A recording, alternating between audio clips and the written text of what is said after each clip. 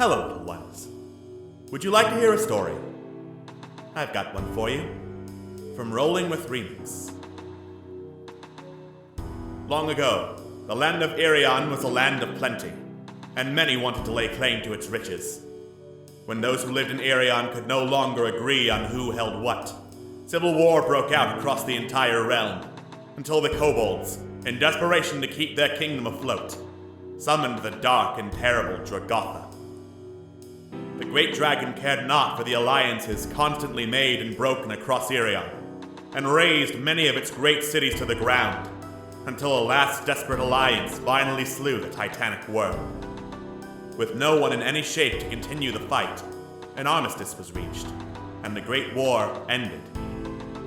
But tensions were still on the rise. 30 years later, a ragtag group of adventurers, who met at a harvest festival and joined forces to look for the missing mentor of one of their band, were hired by a mysterious old man to travel to the great city-states of Irion and perform acts of heroism that those in power would not approve of. But those same acts served to heighten tensions across the land, and the old man, secretly a scheming mind flayer, revealed that once more Irion had fallen into a great civil war. Now, with militaries and dark powers on the rise, our heroes gather their forces in hopes of saving what they can before Irion once more falls into ruin. Momo, the Aarakocra cleric. You're my friend. You're my family. And I'll protect you at all costs. Corellian, the kobold paladin. I will not make the same mistakes again. Malifan, the half-elf rogue. I won't stand idle. Not while people's lives are at stake. Oh, this should be fun. Quintessa, the human fighter. You shouldn't be surprised. Everyone is out for themselves in the end. And Scam Likely, the goblin artificer. There are three constants: death, taxes, and my ability to dodge both. Unprepared though they might be, our heroes find themselves at the front lines of a great battle to save the fallen empires.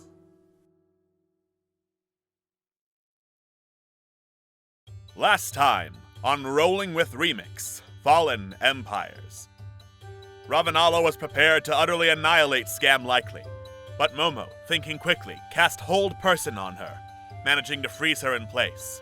Unfortunately, the surviving Githyanki aboard the ship took the opportunity to burst into the fray and attack Ravanala themselves. Attempts at negotiation ultimately failed, and as the Githyanki attempted to retreat, dragging Ravanala behind them, Scam cast Fireball, destroying pretty much all of the crew, and would have killed Ravanala had she not been made of hardier stuff than a bunch of space pirates. Unable to figure out how to fly the Githyanki ship, our hero simply flew off it with Ravanala in tow. But before they could get too far away, she woke up. Finding herself tied up and at the mercy of several heavily armed people, many of whom admitted they could kill her if they wanted to, the leader of the Shi-Sin-Thay brought up her plan for getting out of the Astral Sea that would not involve risking her life or the party's.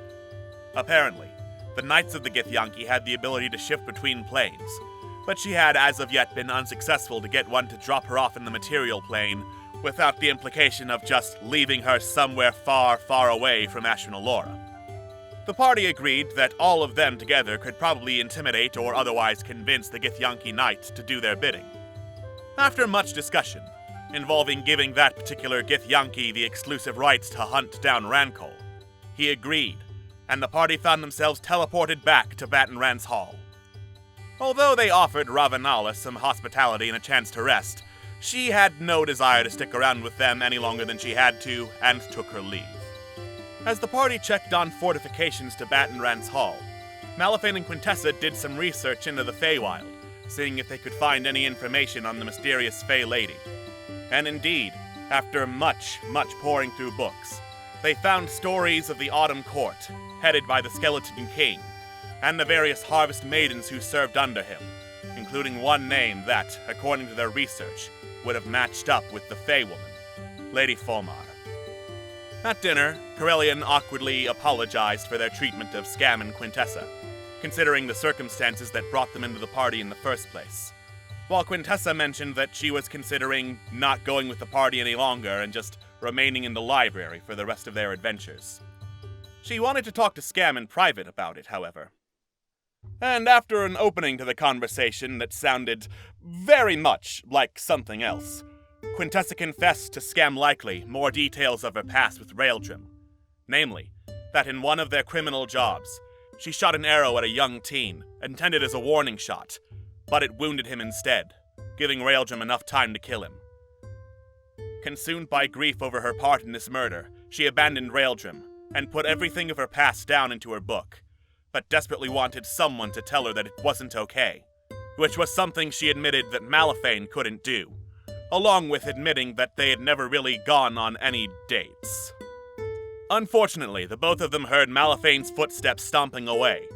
Their conversation was not as private as they would have thought, and Malifane had been eavesdropping on the entire thing.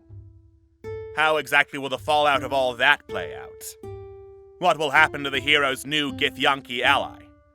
And will they ever get that damn construction done? Find out on tonight's episode of Rolling with Remix, Fallen Empires.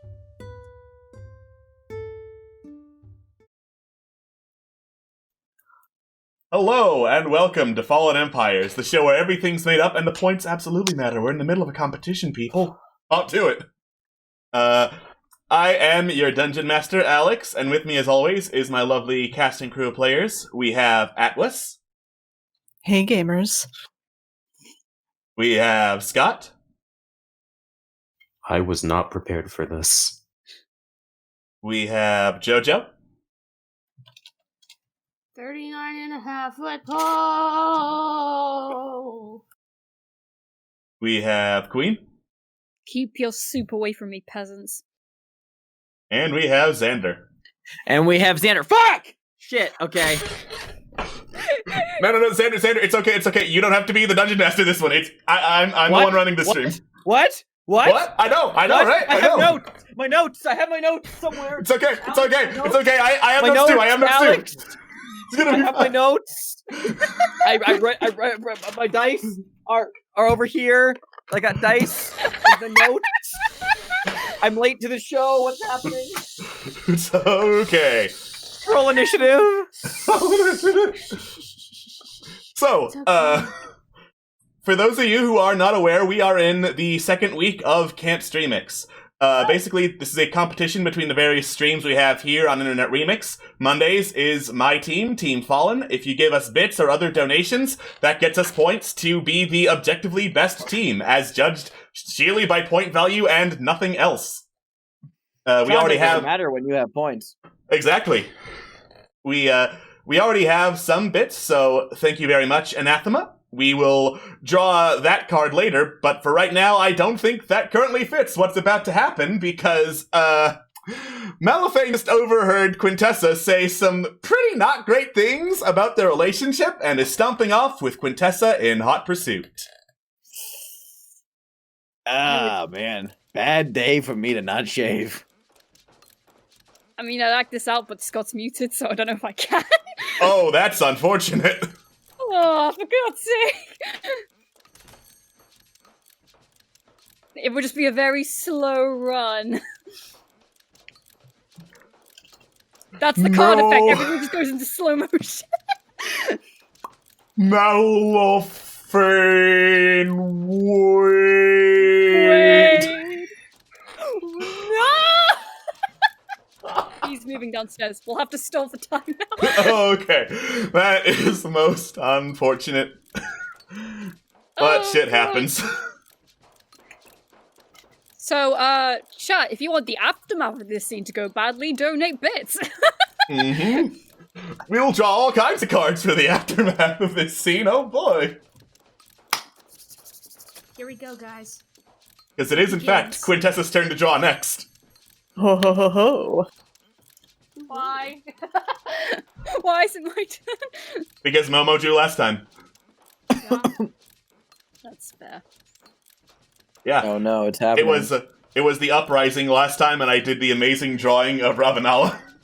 Oh. It was incredible. Thank you very much. No, sincerely, thank you very much. You're welcome for appreciating my artistic talents. You're truly blessed on that day. So, Hey, Momo, you hear something? I sure fucking did. No, man, I'm just sitting in my bathroom. Man, I really could do something. I could leave this room, Scam. I could walk outside, maybe stop something from happening, but then I would stop something from happening, and therefore I wouldn't be entertained. I'm just sitting here in a bathtub, in a bathrobe, holding a bottle of Jack and talking to myself because, I don't have friends. This is my life. Oh, Momo, shit, hold on. Wait, have you ever heard of knocking? I just Occupado! did! Occupado! Oh, you knock? Sorry, I'm really sauced right now. Oh my god, Momo, get in here. You won't believe what I just found out. What does sauce mean? I tell Momo everything. After he tells Momo everything, Momo just hands on forehead. How are they together? I know, right? It makes no fucking sense. Hey, you want to hear the best part, Momo? You want to know how many dates they've been on? Don't tell me. I hold up a big 0 sign with my fingers. Seriously? Yeah, seriously. Oh, no, I'm sorry. Scam leans in real close to where fucking Momo can, like, smell the Jack and, like, morning cigarette on his breath. They went on walks. I mean, well, if we look on the bright And then they side- got engaged. What is that about a bright side, Momo? I'm listening. Can I have a sip of that? Yeah, here, have the bottle. next session they go to Alcoholics Anonymous. Well, I go there every other Monday. It's fine. Don't worry about it. I'll buy you a new bottle. Where's Corellian? I don't know. Carly is out in the gardens. Hey, let's go for... Listen. Quintessa just ran after Malifane, so some shit's about to go down. I want to go watch, but at the same time, we should probably go find Corellian. I really don't think that's any of our business. Yeah, so unlike Malifane, who apparently was listening at the door the entire time. Oh yeah, by the way, apparently he was listening at the door the entire time. How about we go find Corellian and give those two their privacy to scream at each other in the house? Okay. Yeah, let's go find Malifane. Arm around Momo. Let's go find Corellian. Yeah, let's go He's find like- Corellian. Dragged to the ground just like 3 inches. Yep. All right, the two of you head out to go find Corellian. Meanwhile, with Quintessa and Malifane. Oh, no. Is Scott back? You back, Scott? Are you back, Scott? The answer is no. They're still running after each Okay. other. Meanwhile, We've- it's Momo and Corellian. Corellian, you'll never believe what I just heard. I'll never Carlian believe what like he just told me. Carlian like looks up. They're in the middle of like combing Mosca and just like, what? And we explain everything. We explain everything. And you wanna know what the best part is, Corellian? You wanna know what the best part is? Best. There's a best. Malifane was listening at the door the entire time. Tell me that. Yeah. Oh yeah, he was. Yeah. God. No. Fuck me. And then guess what? He walked away, and then Quintessa chased after him. Oh shit. Carlian like perks an ear up and like The sort of like house rotates is a it hot towards spot. Bat and Rance. Batman Yeah, is can officially recognized as an environmental danger right now. We gotta go, Oh, guys. God.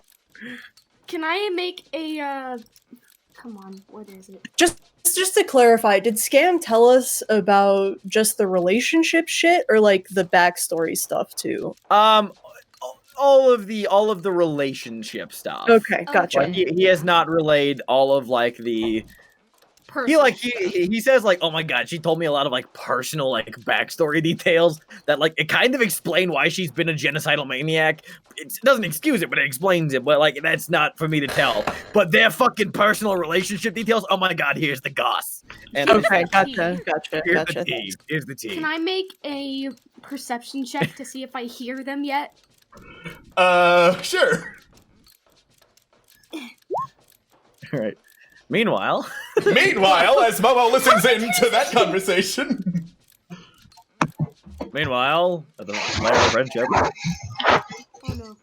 Oh, the mic. Oh no, it's... your mic went kaput. Your mic is kapooey. It's the mic of shame. It's the mic of shame. So like I was saying a minute ago. No, but You ever why just did she sometimes tell feel... you of all people? I was like, yeah, like it's super fucked up that you're not telling the guy that you're like romantically involved with. But no, like, hold on, wait. Quick side thing. Do you ever constantly like this is like a question, a personal question, Krellian. In your life, do you ever sometimes feel like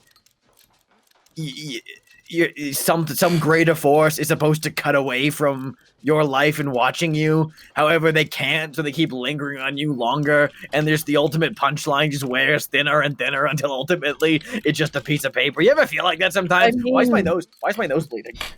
I mean, maybe not specifically. Do you taste metal, Scam? Do you smell toast? Do you smell burning toast? Well, it's a bit late for toast, isn't it? It is like the evening, right? It Am I is the remembering evening. that right? Okay, thank you. I can't say that I feel that exactly verbatim word for word. However, I mean, sometimes it does feel like my life is a joke, or life is a joke in general, but what I really want to know is who's the one laughing. It depends on who you ask and what day of the week it is. Carlin tilts their head at you. I think I would rather not ask. Yeah. Oh my god, I just flashed back to I did actually send a letter to a god telling them to go fuck themselves. So, man. Yeah, remember go fuck you go oh, what was the name? Go fuck yourself? Go fuck yourself? Yeah. Remember go fuck yourself? Yes. Yeah, I gave him a letter when he returned to the celestial heavens to give to the gods, and all it said was go fuck yourself. Ah, it was good. Wow, you're really great at digging your own grave, huh, Scam? Well, I'm just hoping that when they smite me, the crater will be large enough to suit as a grave. Momo's just picking at his feathers on the back of it, like at the base of his neck. Just nervous ticks, I guess. Don't pull those out. It's gonna hurt like hell.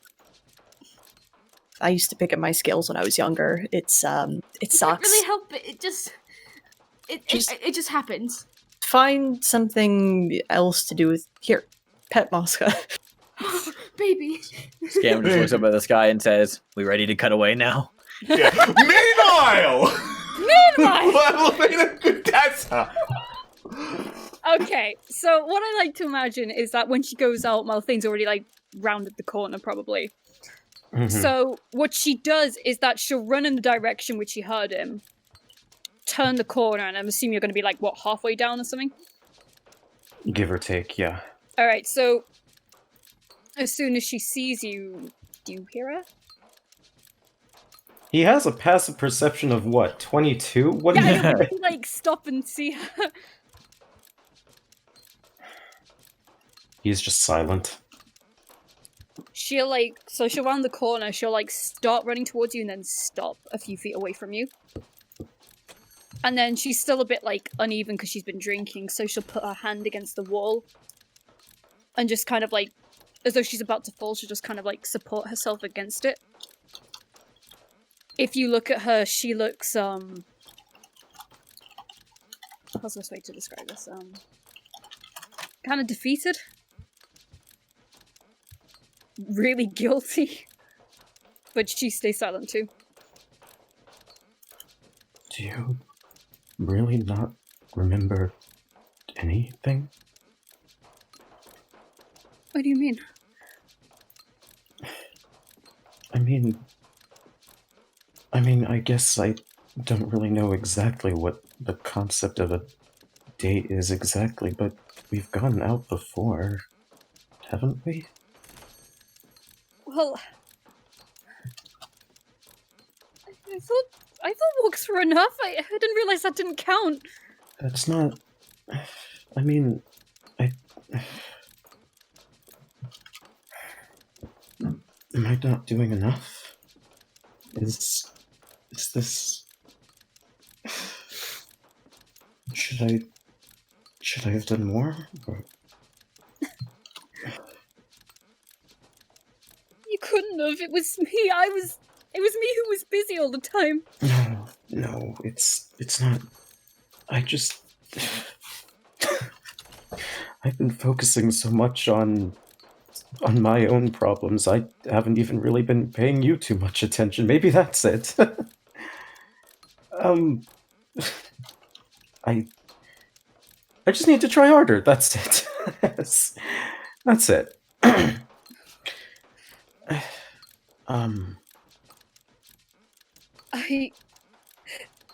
I didn't want to tell you my problems. Because I thought they were all gone. I thought nobody else could help me anymore. I thought I'd done it myself.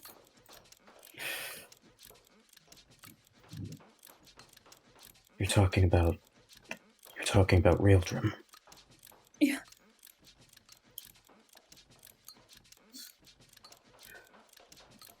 Just because something is forced upon you doesn't make it the same as murder. I should have let him go, though. If I'd have done that, he wouldn't have died.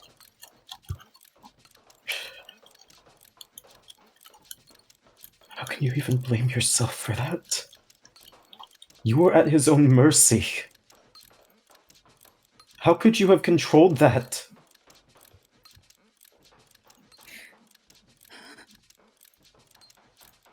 I'm just...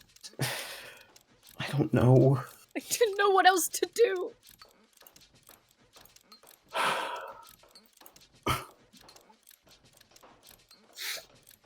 You know what? I need some time to think about this. She, slumps to the floor, still supporting on the wall, but she just buckles to her knees. I'll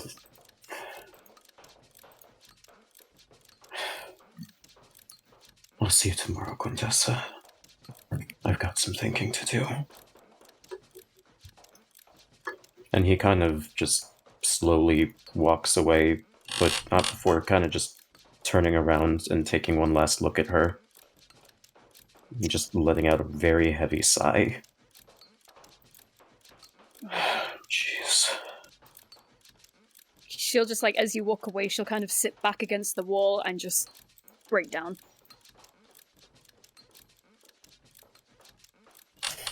I don't hear screaming from inside the house. You think they're okay? How long ago did you leave them to that? Maybe about 10 minutes.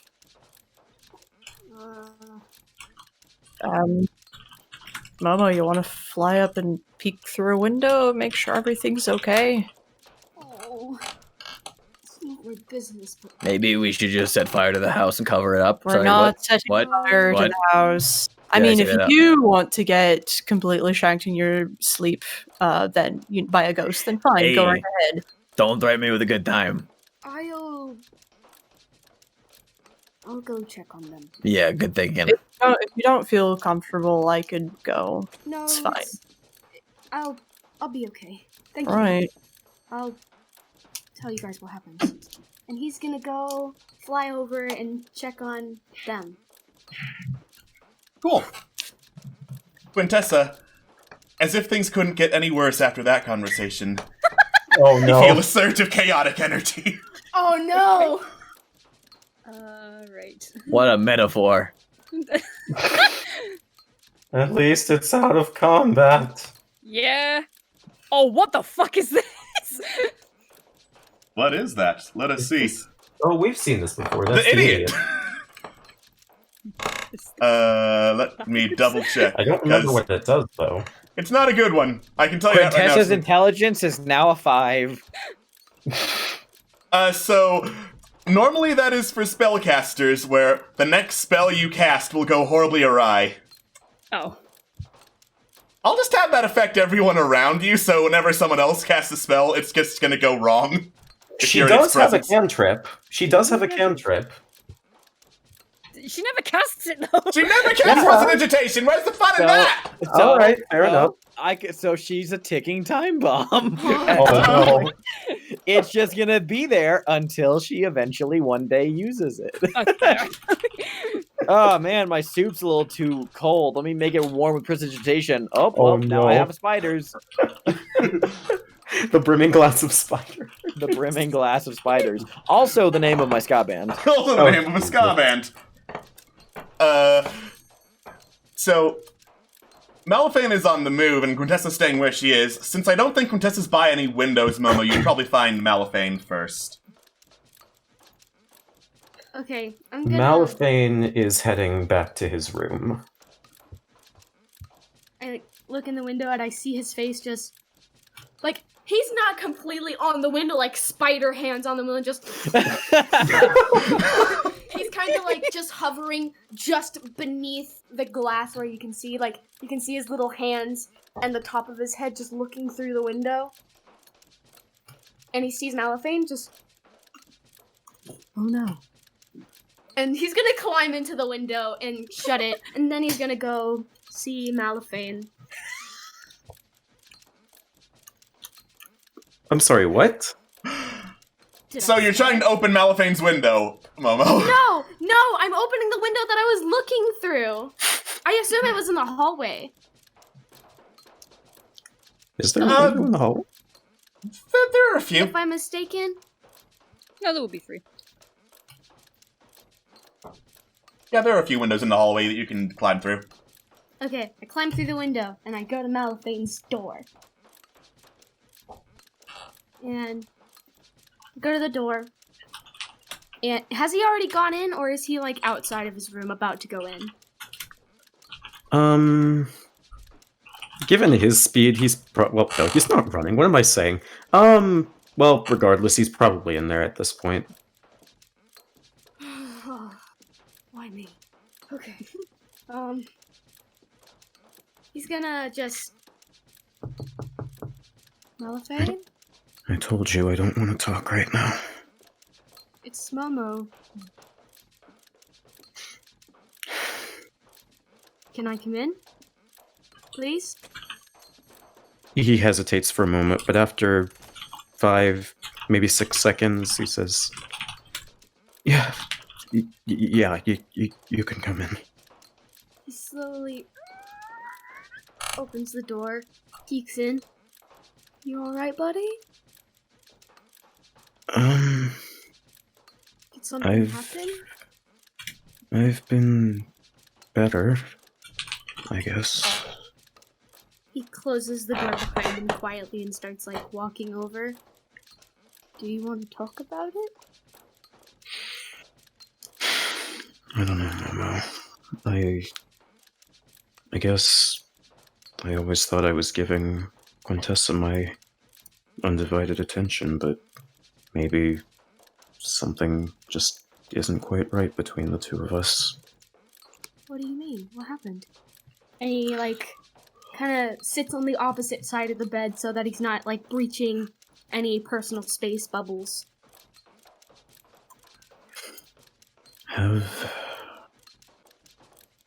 Have you ever...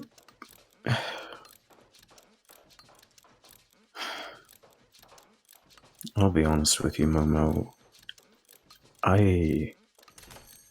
Before meeting you all, I've never really had any, well, actual friends. Most of them were rather scared off by, you know, him. Really, the only other person who actually kind of gave me the time of day and wasn't frightened off by Eskel's presence was Quintessa. So, I guess in hindsight, maybe this relationship just kind of felt like a desperate plea for help. I don't know. He kind of scoots a little bit closer. I'm not a relationship expert. I've never been in a relationship myself. But I do know that this kind of thing, you really have to take a lot of time to get to know the person. Like, that's what dates are for. from what I know, you've never really done that. Malphane kind of lifts his head up from his hand, kind of quizzically raises an eyebrow. How did you... Well, kind of shrugs, just... What I'm saying is, just... What do you know about Quintessa? What's her favorite color? What's her favorite food? What does she like to do on Sundays? What's a Sunday? We use a 10-day calendar here, thank you very much. Whoopsie, I'm sorry, forgive me! What does she like to I don't do think on any of us did. Wednesday? I actually, breaking character, didn't even know about the 10-day calendar. The more you know. Neither did I. That's pretty cool. What does she like to do in her afternoon routine? What's her favorite flower? These are the kinds of things you need to know when it comes to someone that you care about, especially if it's someone that you plan on living with and getting married to. I mean, I know her favorite color is blue, and I know her favorite food is bread with fruit in it, but... I mean, okay, well, the flower one's easy. I know she likes roses, but maybe that's not enough. When I tried talking with her, she was usually at her study. She was usually writing, but was I not giving her enough attention, maybe? Kind of scratches the back of his head. I think maybe this is on both of you. How often did you guys talk? Because I know that she was with Esco first.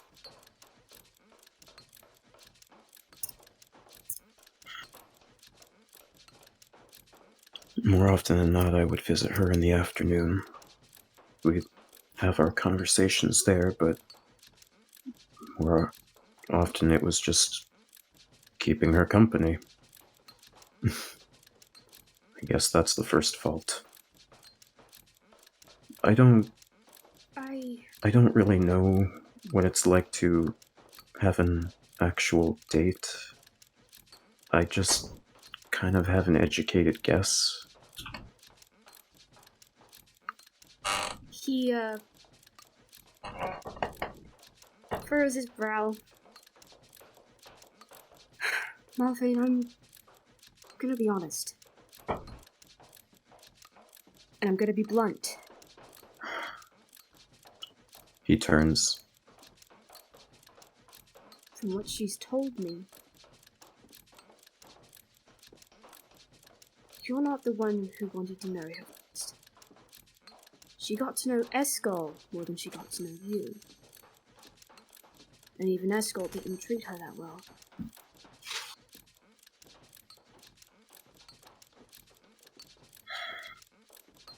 You can do all you can to help someone. And Escol may have been part of you, but he wasn't you. Do you understand? I'm not sure. I mean, she You're still not wants the to see one. him, doesn't she? Yes, but I don't think she wants to see him for the right reasons. And frankly, I don't think Escol was good for her, from what she's told me.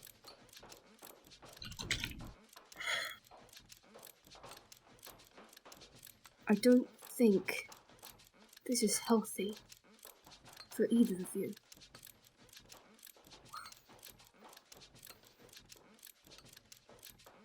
I don't want to just give up on her, though. I do genuinely like her. But do you love her? Don't say yes because you feel like you have to. Deep in your heart, can you see her in your future? Can you see her waking up? Can you see waking up next to her? Do you think about her a lot? Do you think about getting married? Do you fantasize about her? Do you love her? I'm sorry, can you repeat that last one? Fantasize, like, do you fantasize going on walks on the beach or something? Like those cute things in the Oh. No. Okay. Momo's not like that. Do you love her? Be honest. Or do you feel like you have to love her? I want to find that out. Because if what you're saying is true, I feel like maybe I need to give it some more time.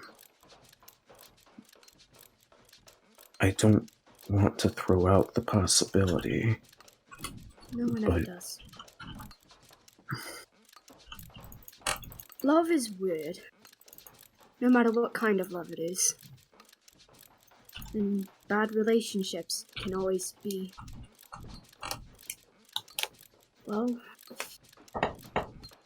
The best way I can put it is infectious. You feel it in you, and you feel it coursing through your veins like it needs to be there. But all it does is hurt you. It drains all the happiness from you.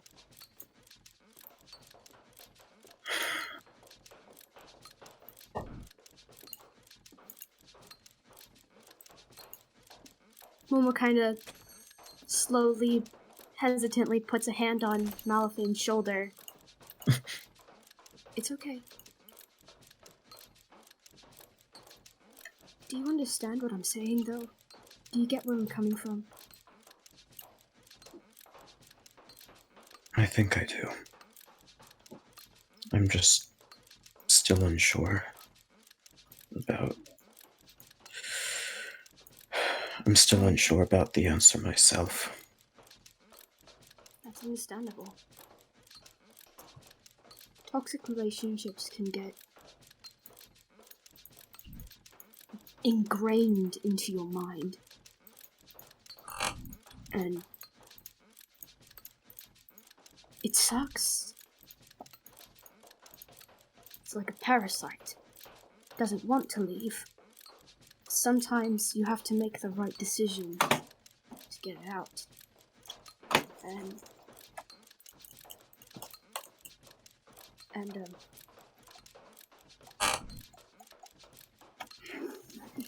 even after you get it out, it'll still leave. Momo, have you ever loved someone like that before? Even if it was just, I don't know, a crush?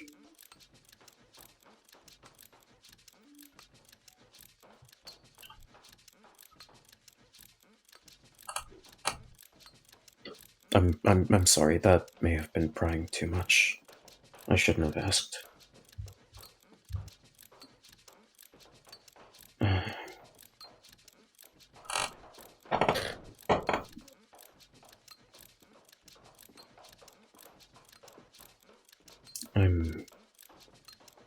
I'm sorry. What was the last thing you heard? Oh no. My internet cut out. I didn't hear anything after. I just asked the question and then I didn't hear anything past that. What did you say? Hmm? What was the last thing you heard me say? Something about the parasite? Even after getting over something like that, it stays in your mind, and it never goes away. It can fade, you can forget about it, but it'll always come back to haunt you. But you'll have friends to help you through it. You'll have me, you'll have Corellian, hell, maybe even Scow. But does this make you happy? Does this relationship make you happy?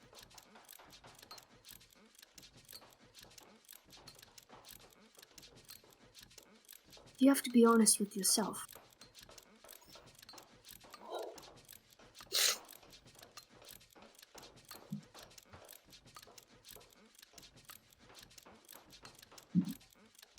Momo slides his hand down Malaphane's arm and gets off the bed. I'll give you some time to think. I hope something that I've said is useful.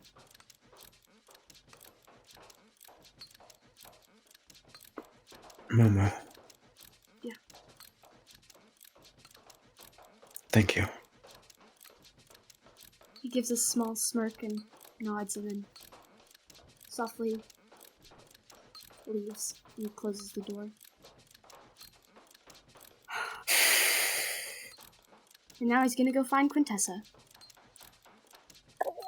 Corellian actually probably would have, once seeing Momo climbing through a window, probably would have gone upstairs, and if Malaphane's in his room, they'd have probably found Quintessa instead, if that's okay. Okay.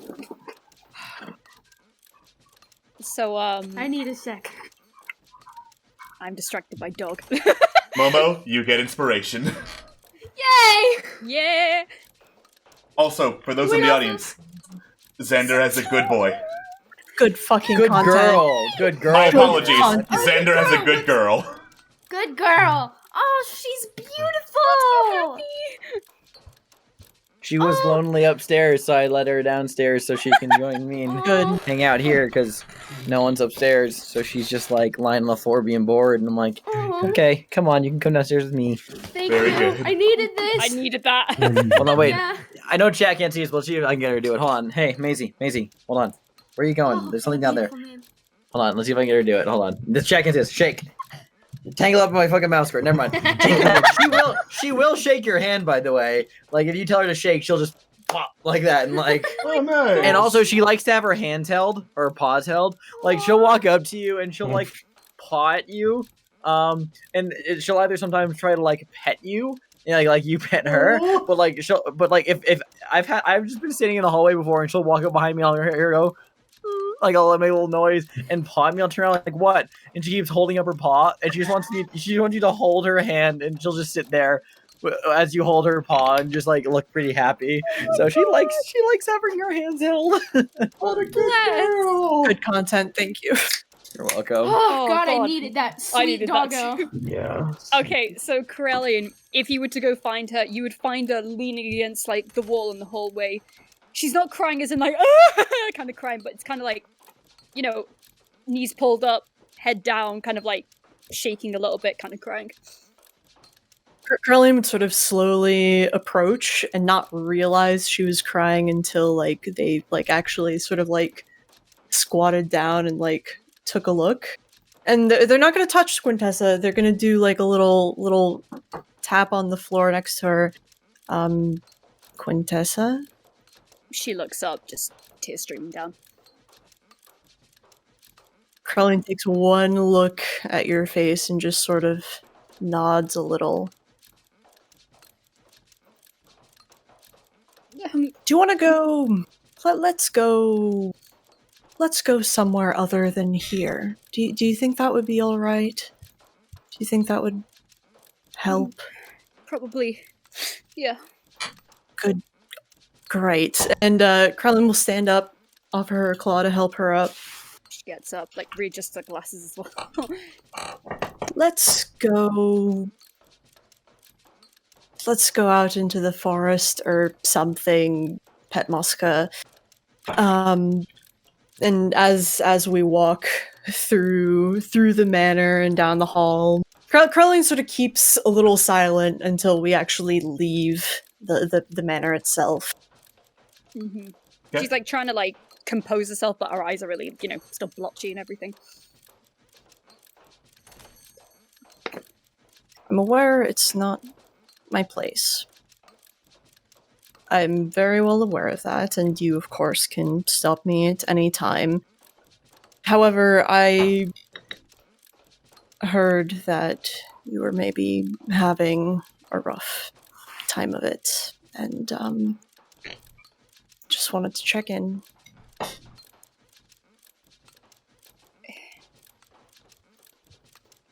I don't know where to start. I didn't realize he was listening. Oh.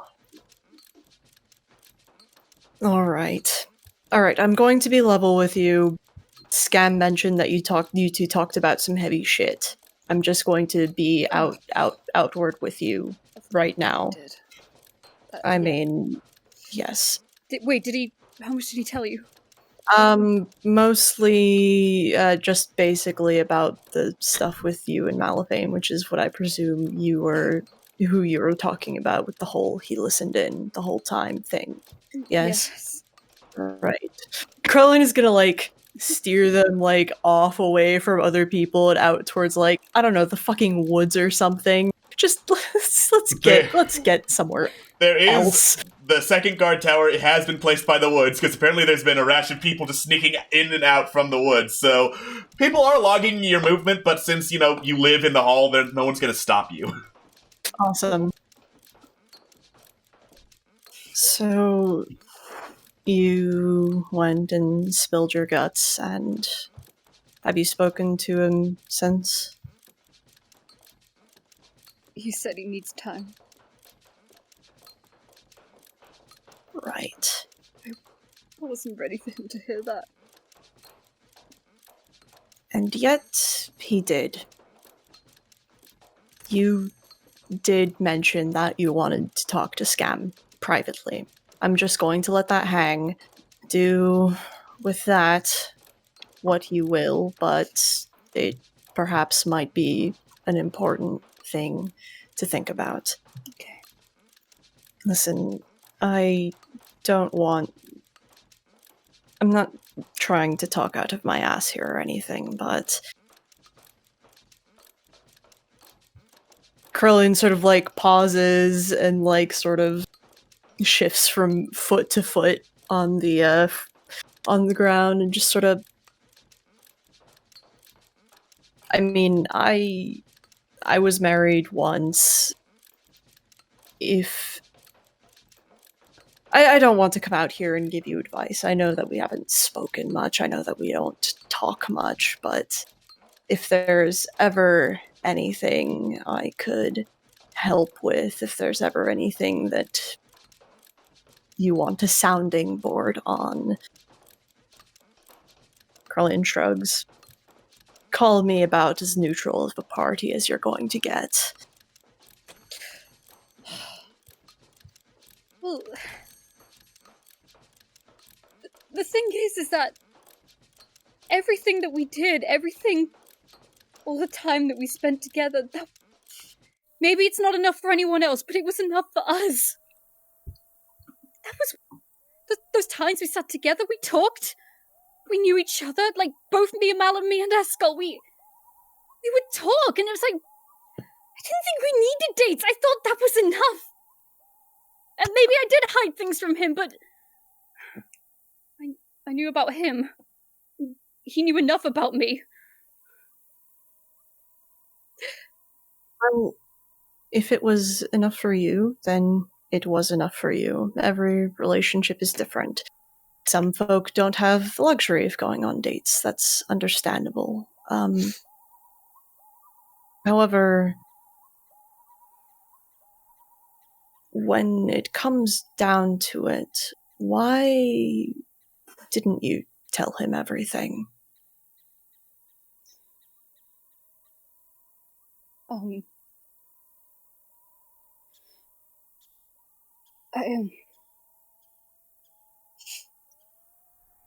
You've never read my stuff, have you?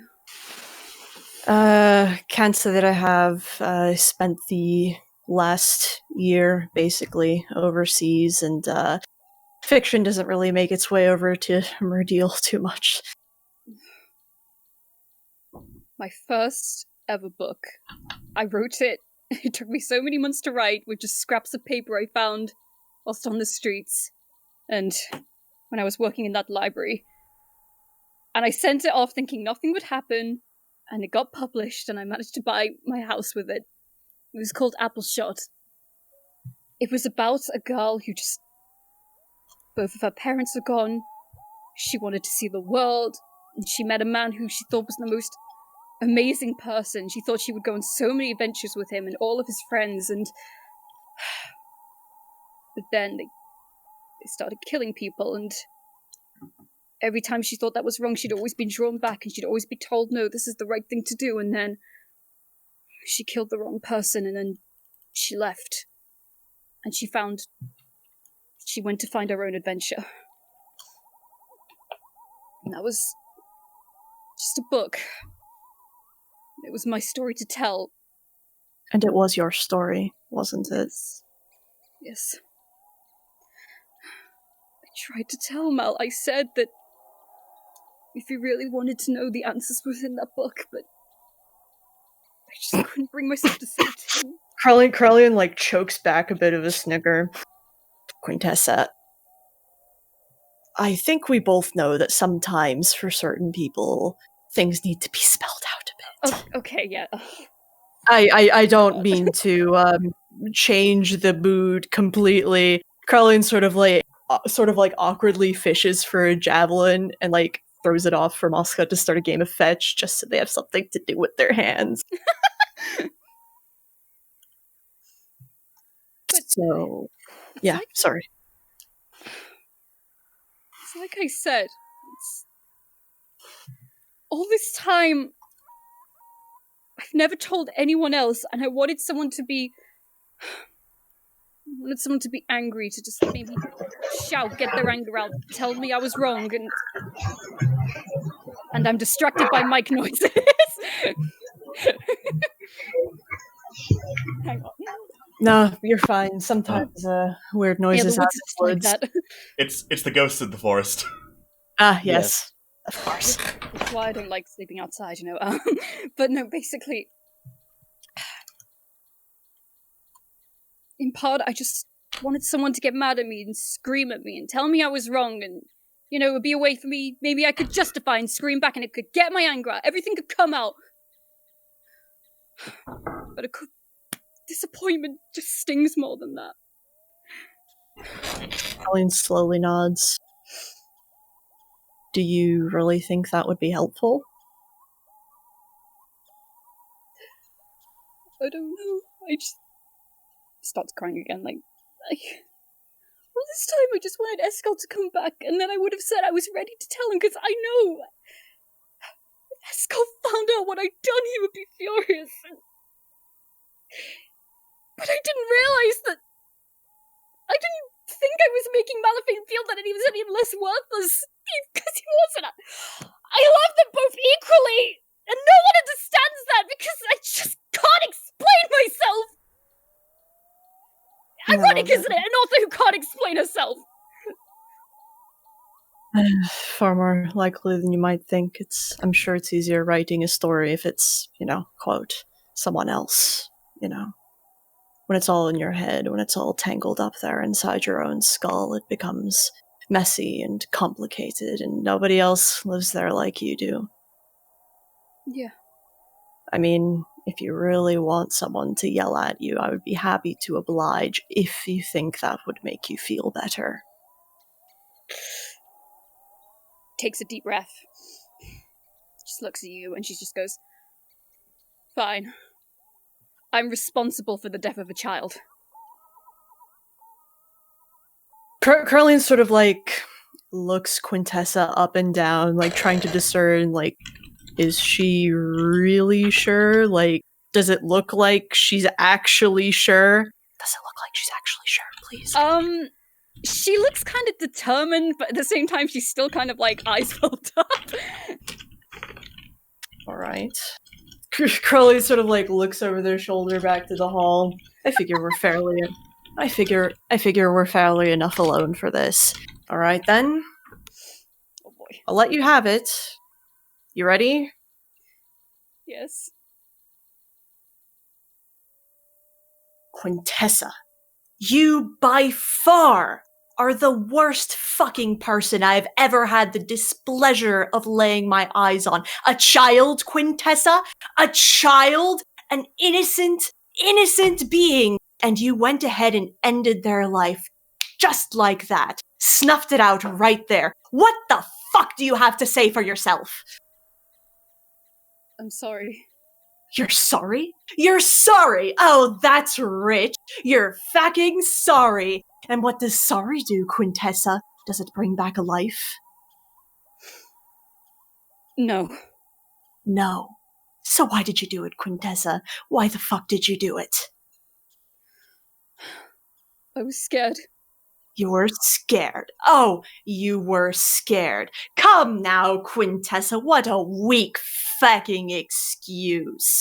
No, tell me the real reason, because, honestly, I can't stand to look at you and think that you're ever scared of anything. Bullshit.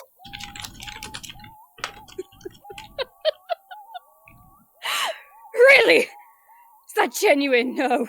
Believe me, I am scared of so many things, Corellian. So many! I'm scared of Raildren finding me again! I'm scared of him ruining my life all over again! I'm scared of Escal never coming back! I'm scared of Malafane leaving me for good! I'm fucking terrified! Then what the fuck are you gonna do about it, Quintessa? Are you gonna stay running for the rest of your life? Are you gonna stay scared for the rest of your life? You're not weak. I've seen you enough, I've known you enough to know that you, of all people, you may be scared, but you're not weak. Tell me you're not weak, Quintessa. I'm not allowed to be weak. I'm the child of soldiers. I can't be. Soldiers. That's right. You don't have to be weak. You don't have to be weak at all. So why are you acting like it, Quintessa? I don't... Because what? I'm the child of a soldier, but I'm not a soldier, and war scares me! Carlene sort of like marches forward, very, very business, and sort of like reaches up, like squares your shoulders a little bit, just looks you up and down very severely. War is terrifying, but you are the child of soldiers. You know how to handle things. You know how to fucking fight. Quintessa, how old are you? 24. 24. You're not a child anymore, Quintessa. It's all right. You don't have to be scared like you were as a child.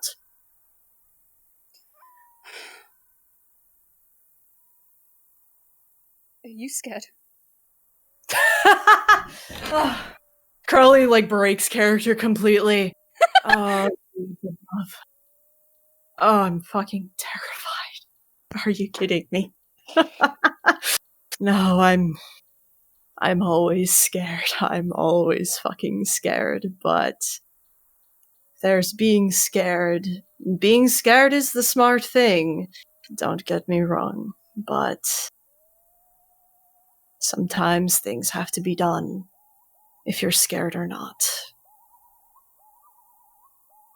It's alright to be scared. Yeah. It's alright to feel things.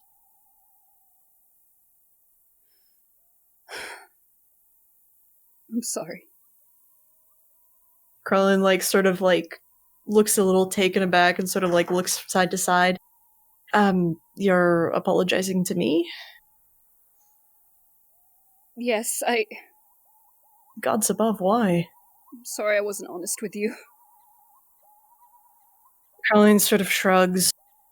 Well, I mean, like you said, everyone has their secrets. Well, yes. I mean, I've had my secrets before, mind you. I paid for not being honest with the party, but I'm not the one who's ever going to cast the first stone. I'm not exactly, free of that. I've been there, basically. Maybe not in the same way as you, but I've done my fair bit of keeping things from people and lying, and I made a promise to a few people, to a person that I really, really care about, to not do that. So, yes.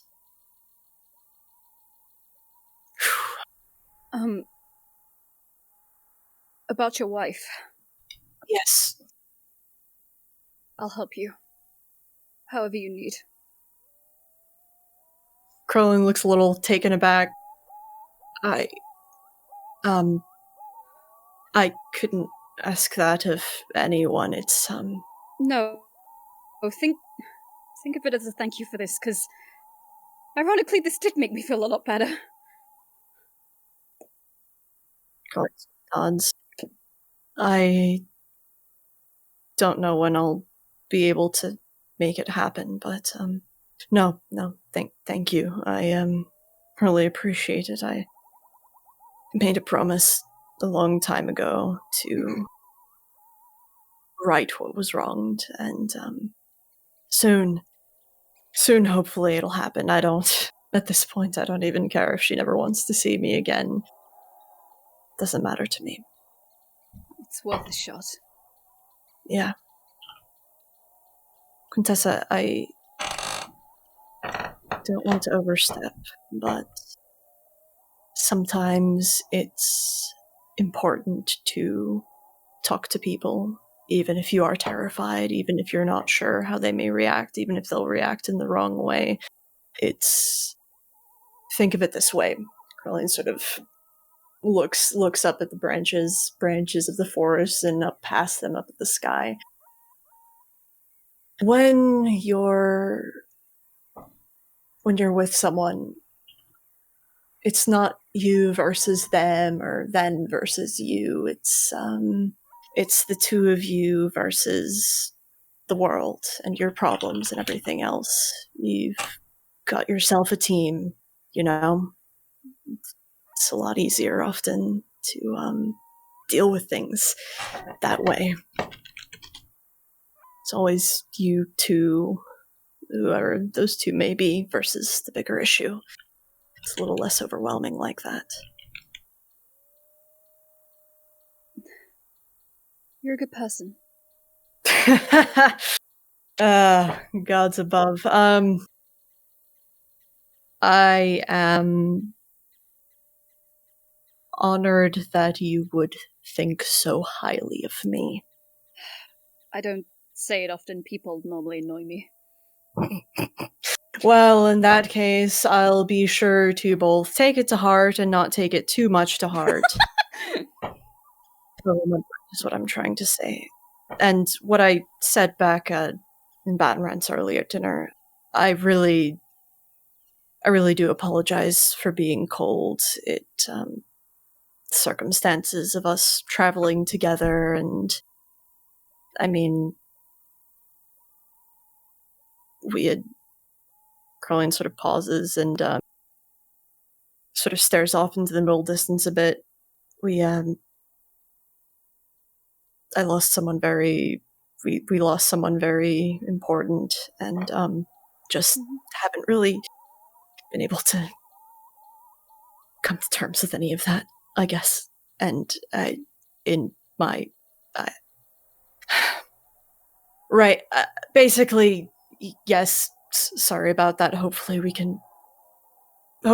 I can move forward and be more fair to you. And did yelling at you really make you feel a bit better? Well, gave me a reason to get it all out. You're very scary when you're mad. Crowley nods. I've been told that. And you only have seen the gnome version. You didn't even get to see the benefit of the sharp teeth and claws and everything, so... Well, I'll try not to cross your path then. I think we've come to an agreement, yes? Well, a very unique agreement, but I can get behind it. All right. I think we're good, Quintessa. Oh, thank you. Are you? Well, I know what I have to do now. I'll give him some time. Sounds good. And just as a sort of parting thing, it is kind of fucked up that he eavesdropped on you when you said you wanted to have a private conversation. That's what rogues do. Just because it's what they do doesn't mean that it's what they should do. Anyway, I'll keep that in mind. Yes. Curlian offers the javelin to Quintessa. You want to throw her for Mosca, or I mean, if you let loose an arrow, I bet she'd be real happy for that. I could try. Shoots arrow. This big, galumphing giant weasel just tears off after the arrow. So, where did you find Mushka? Oh, summoned her. She's a celestial. Oh. She actually understands common perfectly. Well, mostly. Keep it to the simple sentences. Mm-hmm. We could actually talk to one another, sort of, like, from here I could ping her. Yeah, anyway. And Carlin will, like, ramble off, because there's probably nothing in the world they'd like more than talking about Mosca, especially when it gets a little awkward, so yeah. Whilst he's rambling, she makes the image of Mosca on her hand. Likeness. Ta-da!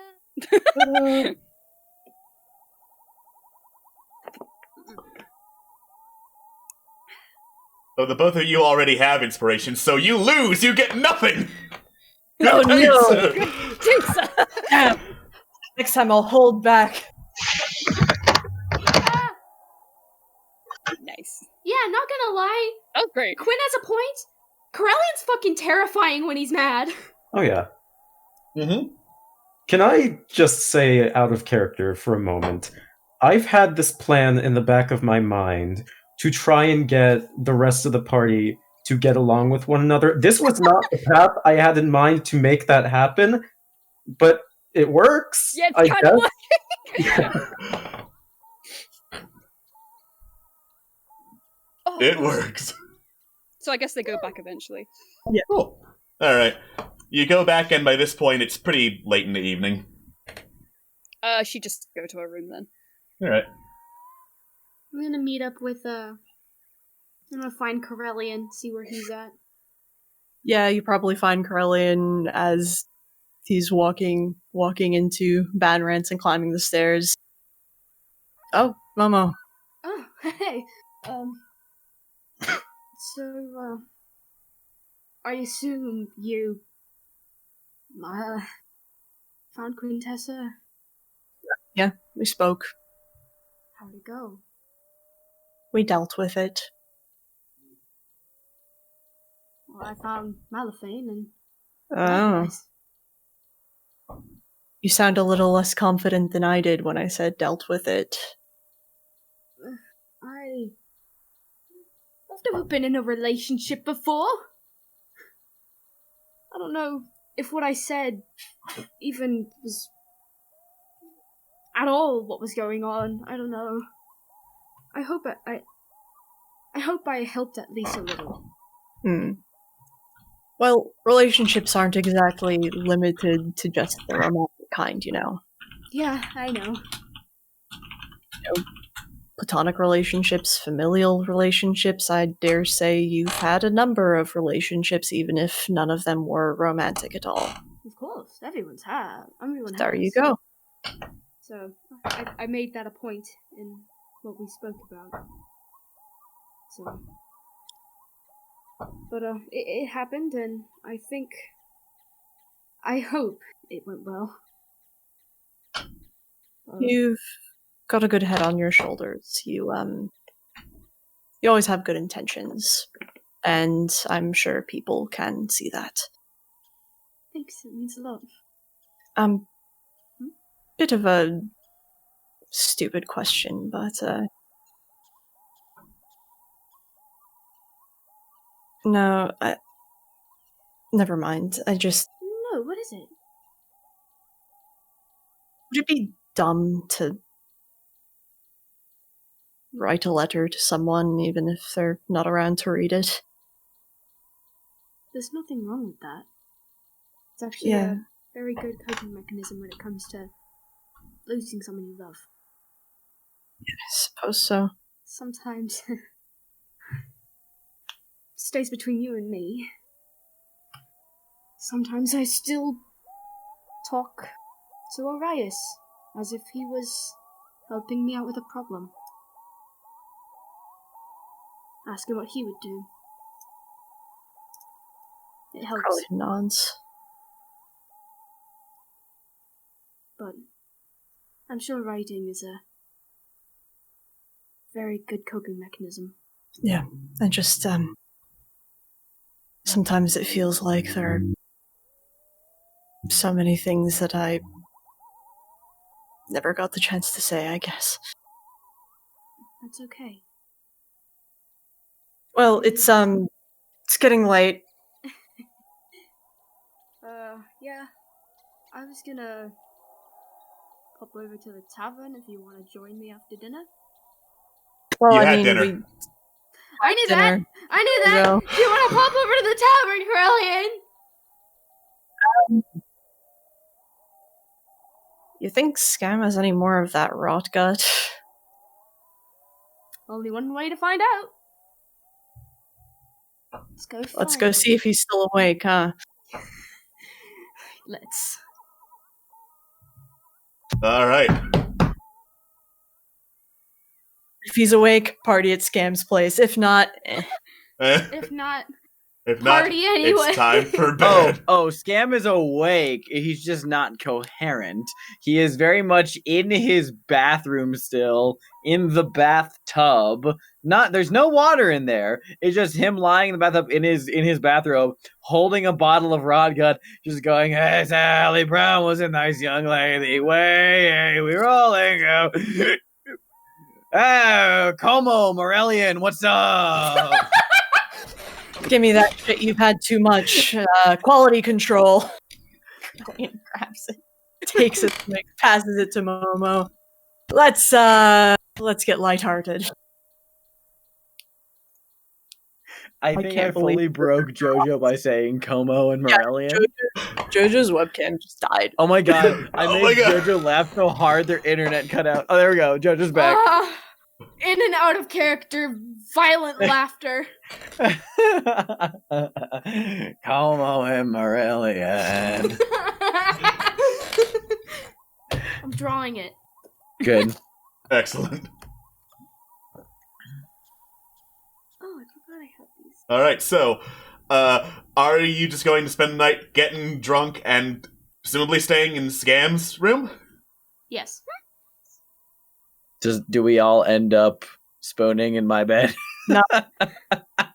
Momo gets shit-faced, so that's not my responsibility. Okay.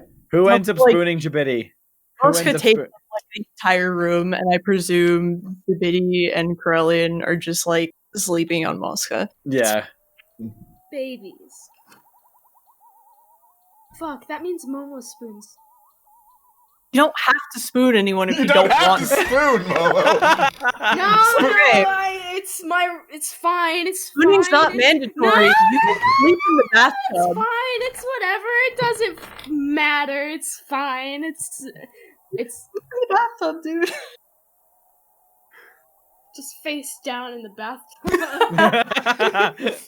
So wait, does that mean your body and your face? Does that mean you're like? Because it's like it's not a big bathtub, I'd imagine. So is Momo kind of a bowl shape, just like back arch, legs up, face down in a tub, And his wings are just covering the entire. I mean, it sticking out of the tub? Will face with the wings anyway, so Yeah. Yeah. Like one of his wings is hanging out of the tub. Fuck All right. relationships. So, By being in Scam's room, you have avoided the encounter I had written. This is why you never expect the plan to go right. Anyway, morning comes and you awake to the sounds of construction. Nice.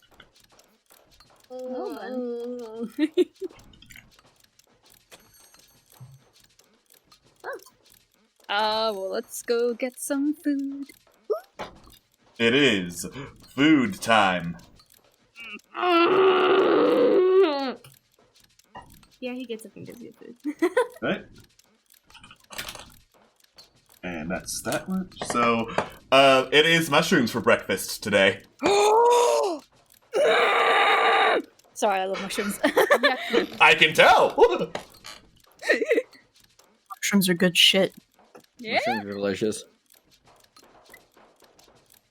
Finally, something we can all agree on. Anyway.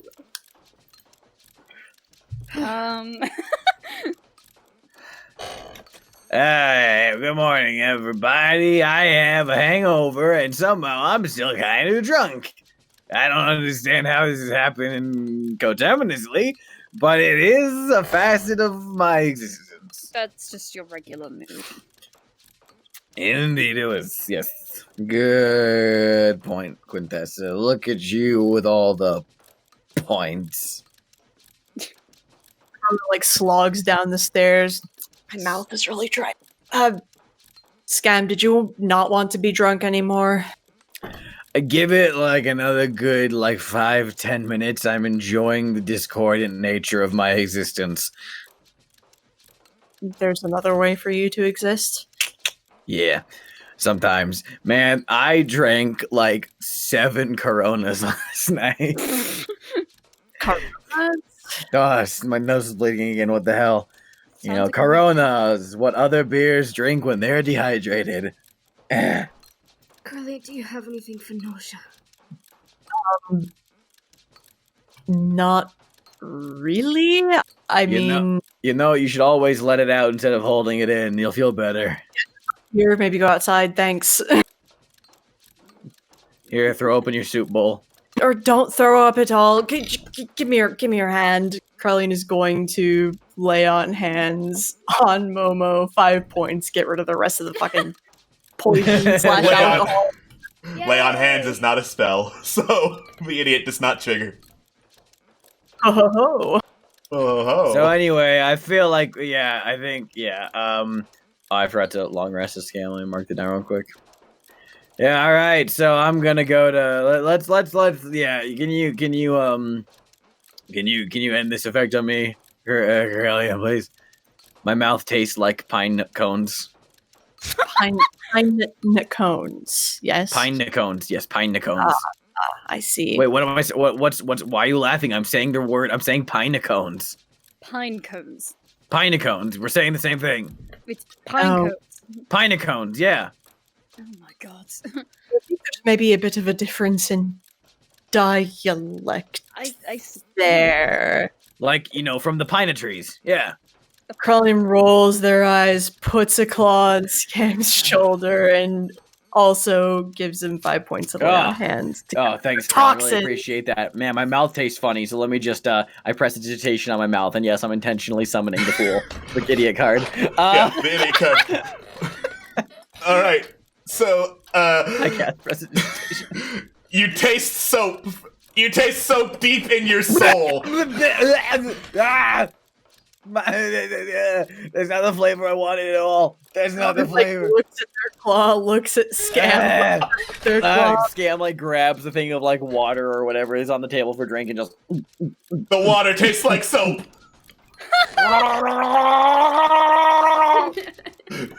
This doesn't taste like pine cones anymore. I run outside and grab some pine cones and begin just crunching them in my mouth. The pine cones taste like soap. I'm in an inescapable hell of my own making. I'm gonna cast prestidigitation so that he tastes not soap. bread. Bread. Bread. Scam, wait, hold still, hold still. Bread. Very tasty bread. So Yeah. bread. I don't know what the fuck just happened. It's okay. Looks like you messed up your That's spell. interesting. Hey, Bert! Yeah. Do we have any bar soap lying around here? I mean, not any that I know that we put into, like, soap and water. Huh. You know, there's a pleasant aftertaste. Please don't ever drink soap intentionally. I'm not gonna drink soap. I might eat it though. We'll see how I feel No, later. please don't Oh. eat soap. You agent of chaos. I burp out a bubble somehow. Somehow. Yep. Vile. Wasn't real soap. It just somehow it works.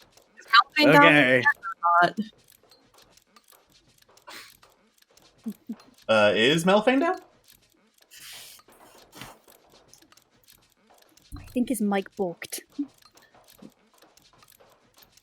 His mic make no sound. It'd be like that. I can't really believe does. Malfane's sleeping in. Ah. Is Quintessa awake? Yeah, Quint's here. Yeah. Morning, Tess.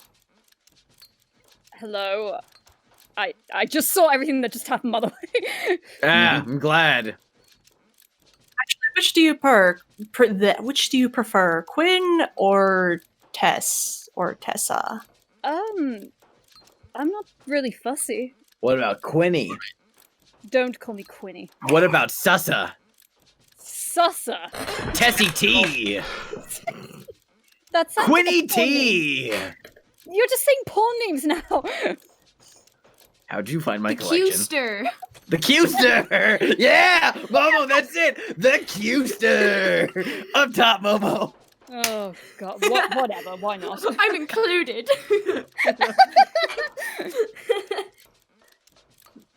So, Professor, sleep well? Decently. Did you, That's good. sleep more on your decision to just stay as a librarian? Actually, I've changed my mind. Scam audibly I- groans. I know, shock horror, and I know you're so disappointed, Samuel.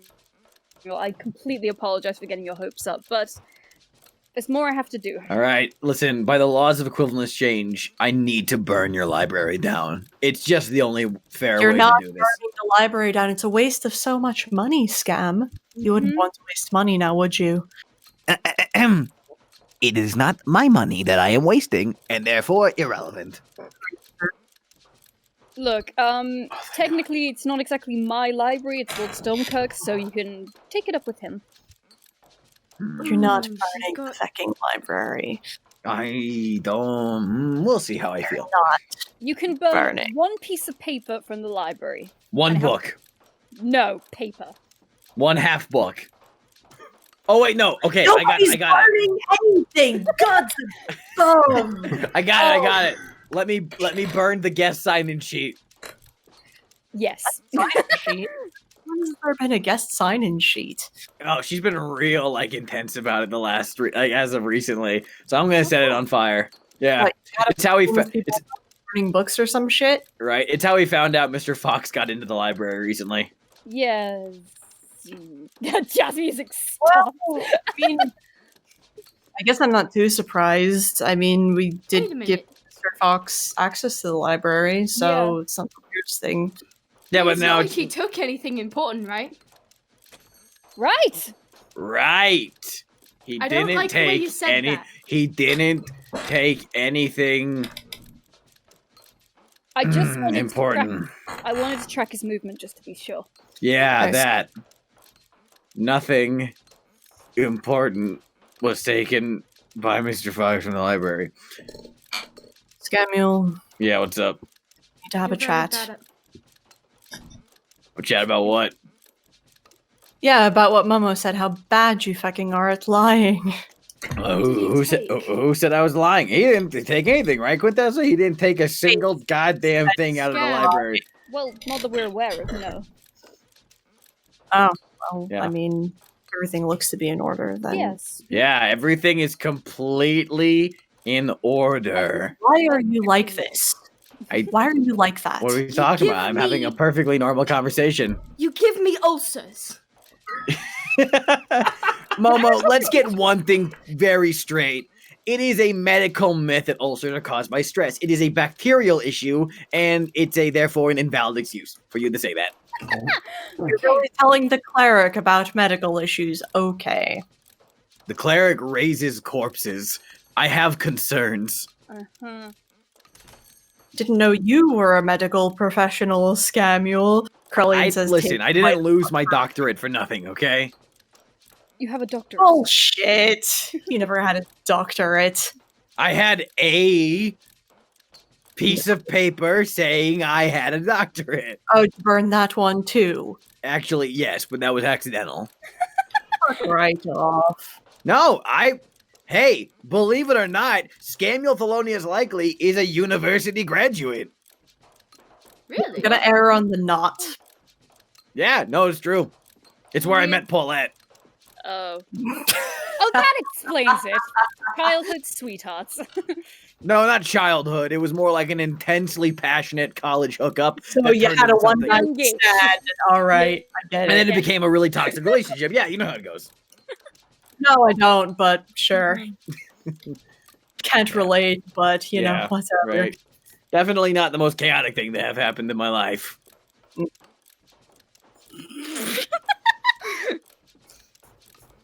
So, Right.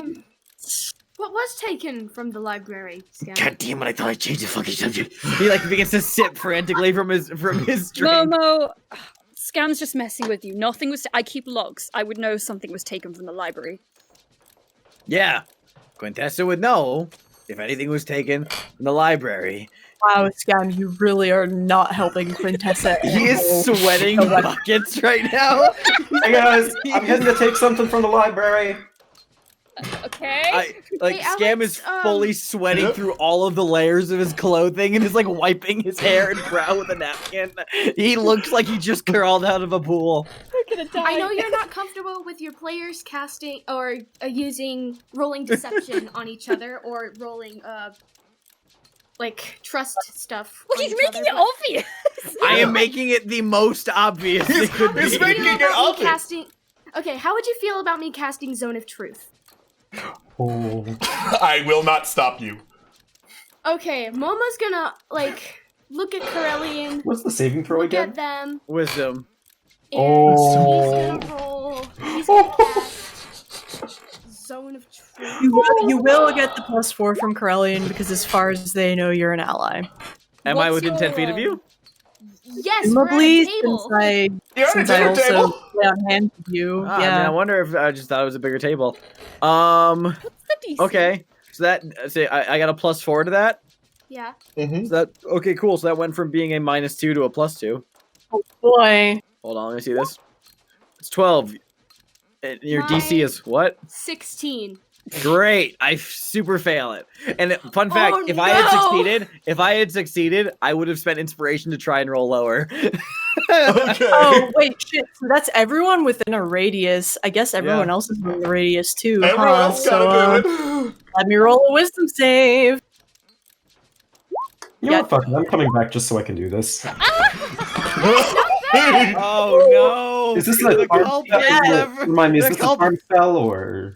No. Okay. She Oh doesn't no, have to the think. culprits are fucked. Oh no.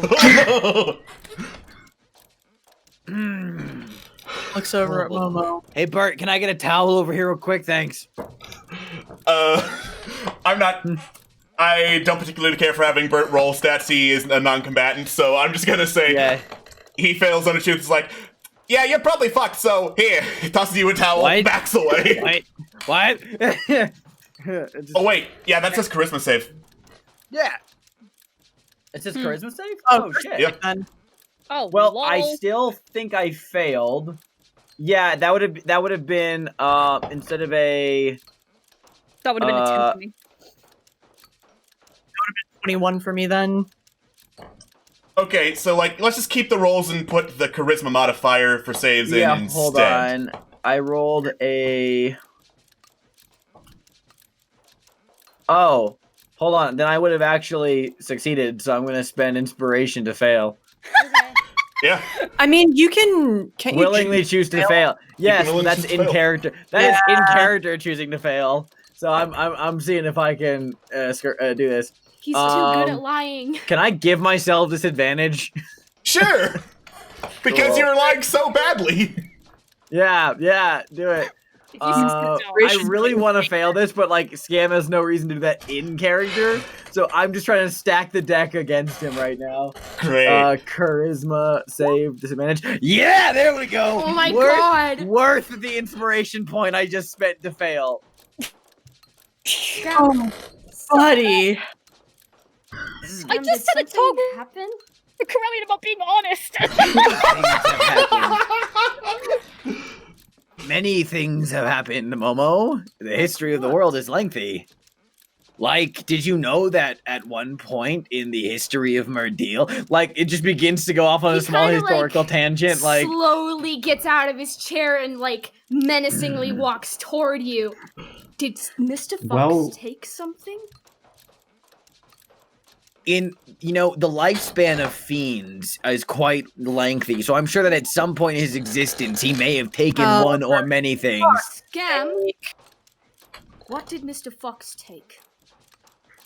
I mean, he's probably taken many things, I would generally assume. Momo, yeah, more specific than that. Did Mr. Fox take something from us? You've known him longer. Yes, fuck. What did he take? Scam is like drumming frantically on the table, just like, I can choose not to speak, right? You can choose not to speak. He has a wisdom of -2. He's gonna just fucking blurt. What did he take? He took a book. A book? Yeah, he took a book.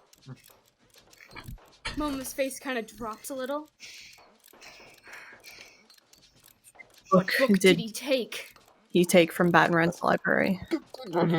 He like stuffs a napkin into his mouth and just. Malak frantically has shaking his relatively head. good hearing. I'm pretty sure that even with the napkins, I said nonsense. He stuffs his mouth, a napkin in his mouth, and is like shaking his head frantically, pleading with his eyes while he goes. Momo's gonna grab his wrists and move it from his mouth. He still has a napkin stuffed into his fucking mouth. He's gonna pull the napkin out. Shit. No questions. Please don't make me tell you this. Please don't ask me that question again. Scam. Please don't do that. I'm terrified of what's What about book did he take? He took Trevlon's book. He did what? He slapped He his other hand over his mouth. both things, and he drops on his knees.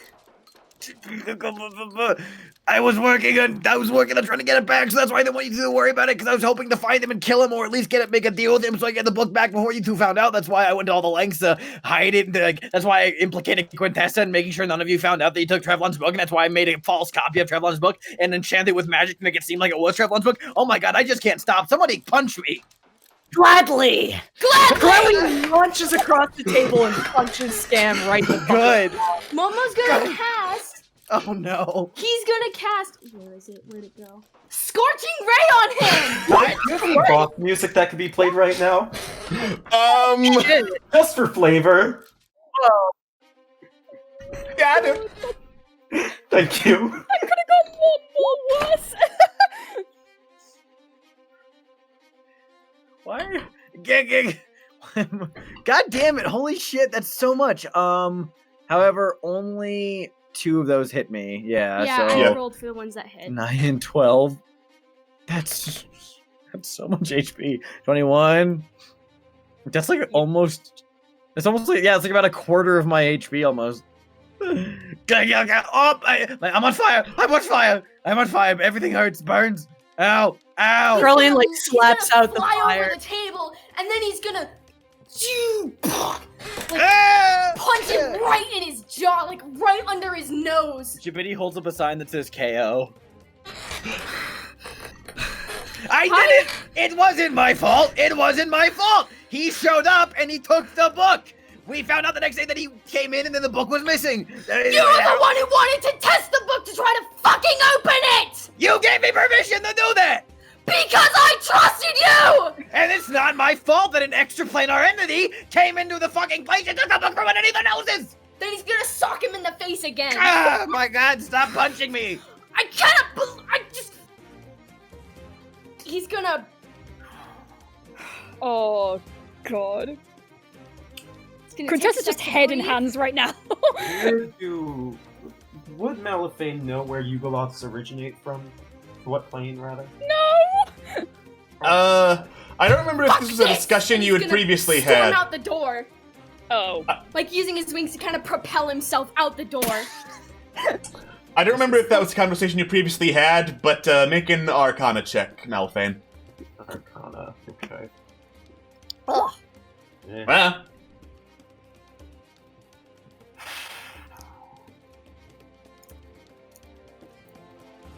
Curlin will help Scam up to his feet. You hear a very low growl coming from them. How long ago did it happen?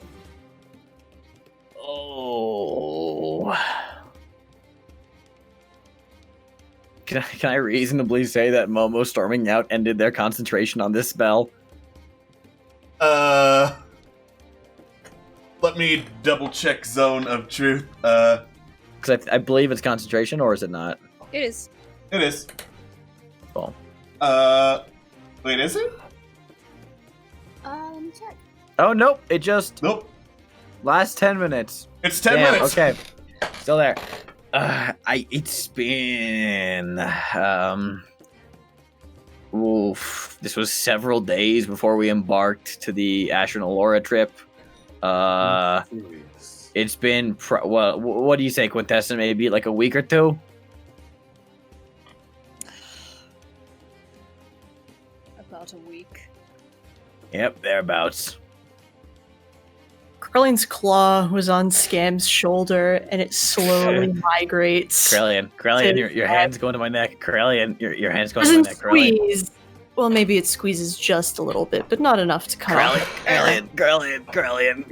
I'm not sure if you're aware, but you're currently squeezing my neck. You're choking. You're lightly choking me. Usually, very I would be all for you doing this to me, but right now I'm just terrified.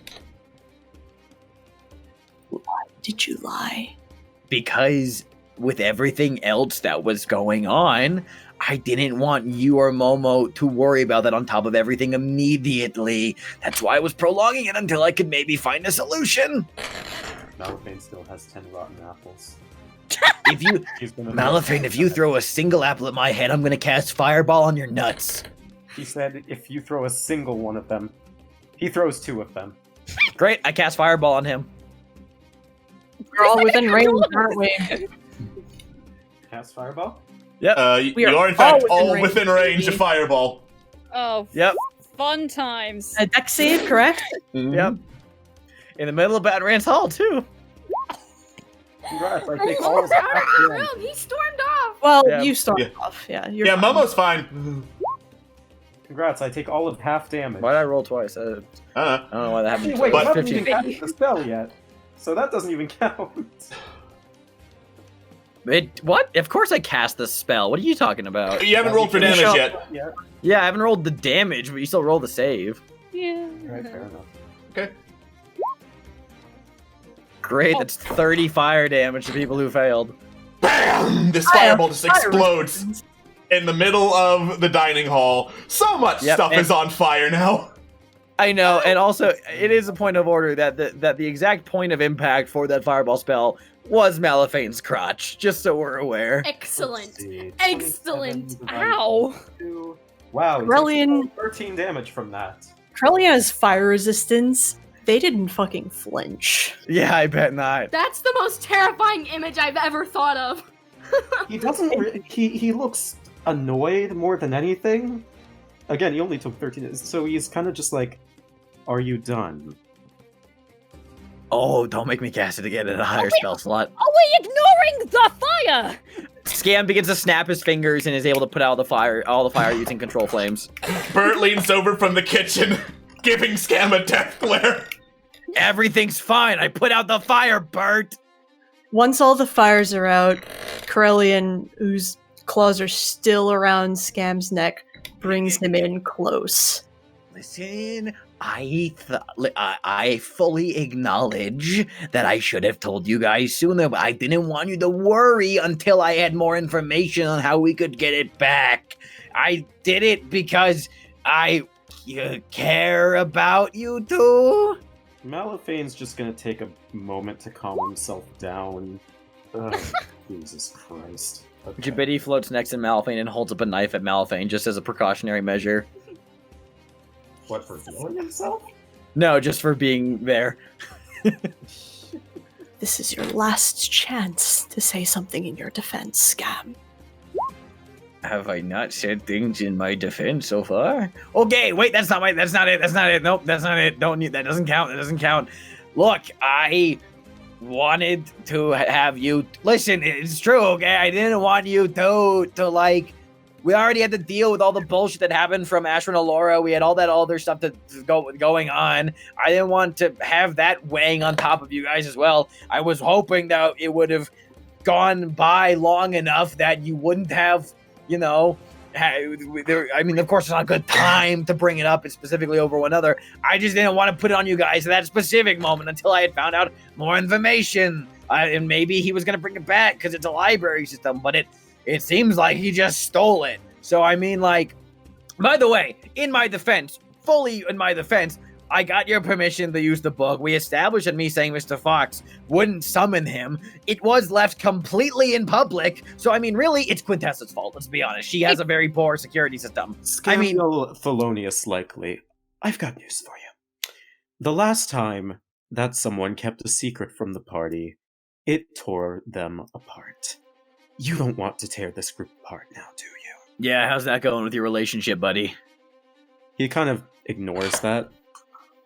You're going to find a way to get that book back, because if our friend disappears on us, God's help you. Look, I've been working on it, okay? I've been trying to find out. We have a Githyanki, yeah? Maybe I was hoping that I could maybe convince him to send me wherever the world that Mr. Fox originates from would be. I was hoping to research that more once we got back from the Astral Lore mission. Listen, nothing I did was fucking malevolent. I was just trying to keep everybody from getting upset and angry before I could fix it. Corellian's claw moves from Scam's throat back to his shoulder, and you just see Corellian's face just crumple. Also, Scam, you tried to pin the blame. No, you tried to pin the blame on me. We never left it in the library. What? It was in the library when it was taken, though. We put it back. But wait, sorry, out of care. I thought he took it from the library. No, we put it back. You put it back, but when you were in the library with the book, one of the things you tested to try and lure Mr. Fox out was saying, Mr. Fox, if you come over here, I'll give you this shiny book, basically. Yes. Okay, look, you don't get to speak. You're fucking complicit in this with me. You helped me cover it up. Yes, I helped you cover it up for all the exact reasons he said. Our group is damaged enough as it is. Saying that at that time would have completely broken us. So hey, I see some great news in this. Now that we've gotten this shiny fucking flower for Malaphane's mom, and haven't used it yet, now that mission's over, now we can dedicate our attention to solving this problem. And we have a person who can shift across planes, and I'll pay him a lot of money to do that. That is true. Week. More than a week, even. Listen. What I know very little about this Mr. Fox fellow. You guys have known longer from me. What I do know about his kind, which is very little, they like the information. They like interesting things, right? So if he still has it, which he most likely does, then it's probably wherever his lair or home world is, you know? And Which where means is that, Scamiel? Where we is haven't- his lair? Well, I was gonna. Well, see, if your girlfriend didn't have a library full of romance novels, I would have researched this by now. That library has information on all of the races of Irion, and plane, and the Feywild, and the astral plane. Well, I was hoping to find a book in it then. But it's been a sea of romance and historical text. I've been trying to find something on the lower planes. Wherever those fuckers come from. 'Cause it ain't hell, it ain't the abyss, it's somewhere that I don't really know a lot about. Keep deflecting blame there. How is this my fault? No, like truly. I mean, yes, the covering up, 100% my fault. Shitty thing for me to do. Listen, bad thing, good intentions, okay? We can acknowledge that. But, like, I did not, like, hand over the book to him. Oh, we know that. We know that. You feel like some claw pinpricks as Coleen's claw closes tightens involuntarily, but then it sort of lets go and it falls defeatedly to their side. Oh, okay, I'm sorry that I lied. I am, okay? Like I said, shitty thing, good intentions. I was legitimately just trying to mitigate the fallout of how it would have been at that moment. But I mean, hey, we are kind of at like a high point. So like, there's that. Now we're at a low point again. So it's, you know, a balance. And if I had told you at that previous low point, it would have been just a mire of devastation. And now I'm just going to keep talking. And oh my God, is this spell over yet? Holy shit. At this point, probably. Ah, the spell. Oh, what? The spell's been over for the last 3 minutes? Oh, okay. That was just me then. Just me. You, Quintessa, why did you lie to?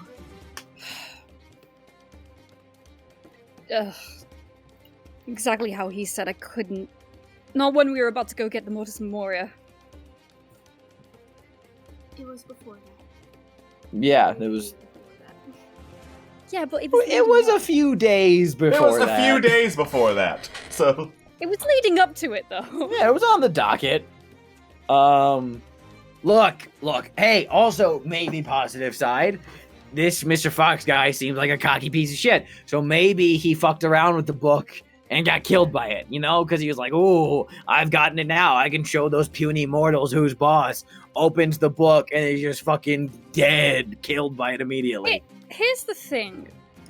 If I can draw any positive in this, which I know is a stretch, this seems like a guy who likes collecting. Yeah, that's what I'm saying, yeah. What I'm saying is, I doubt he's going to put Trevelyan in danger. So we can be reassured at least that he's safe. In find out where he is. In the pause in conversation, like, there are just silent tears rolling down Curlian's face. Why? Listen, I mean, you've asked that question so many times, I've given you the same answer.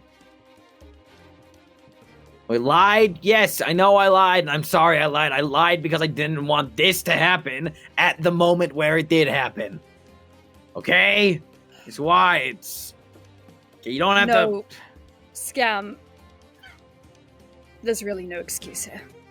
Really? You're telling me that if we had told them back then, it would have not been worse? I didn't want us to have to worry about that on top of the 3 other things we were working on at the time. Scam, So you didn't know him. I hardly knew him. We weren't thinking about them. What the fuck do you mean we weren't thinking about them? Well, of course I was thinking about them We when were that thinking happened. about it in the wrong way! Who the fuck are you to tell me how I feel and how I think?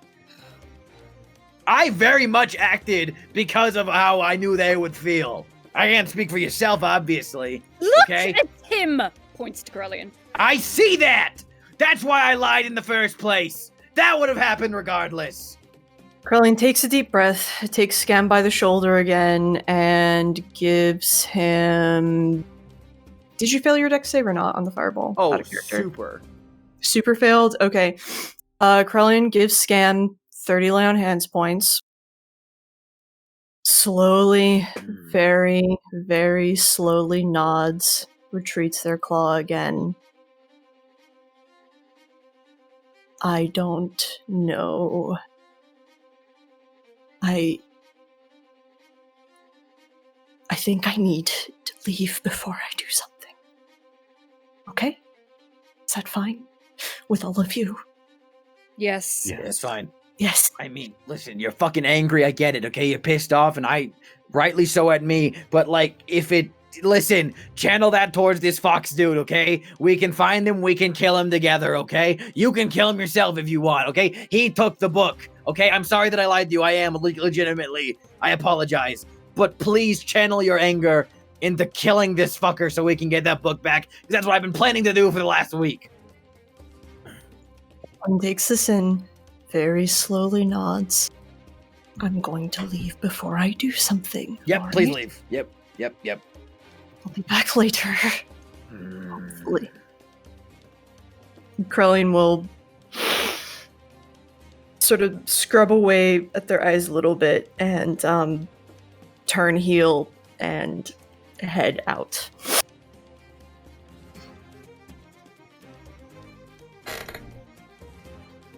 Scam gives Quintessa the dirtiest fucking look. Stay in your fucking library. Scam storms off. Malifane turns him around. If you touch me, I will kill you. Touch me again, I will end your life, you fucking half-breed. You understand me? Good. And I walk away. Give me 1 second. I need to roll something. Yo! Oh! Owie!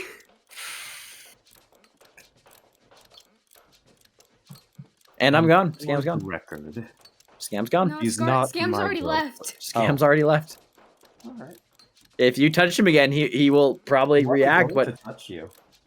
yeah, if you're talking, if you're talking after him, he's fully walking away and not turning around to listen to you. Don't follow him.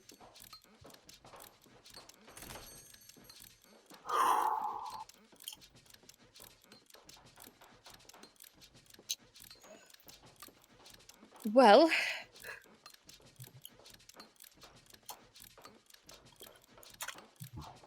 maybe we should just, or maybe you should just, I have some chores to take care of. yes. Malifane walks back into the kitchen. I will not go to the library. Okay. I will take a walk. Before we move on, Malifane, well, first of all, he takes a deep breath.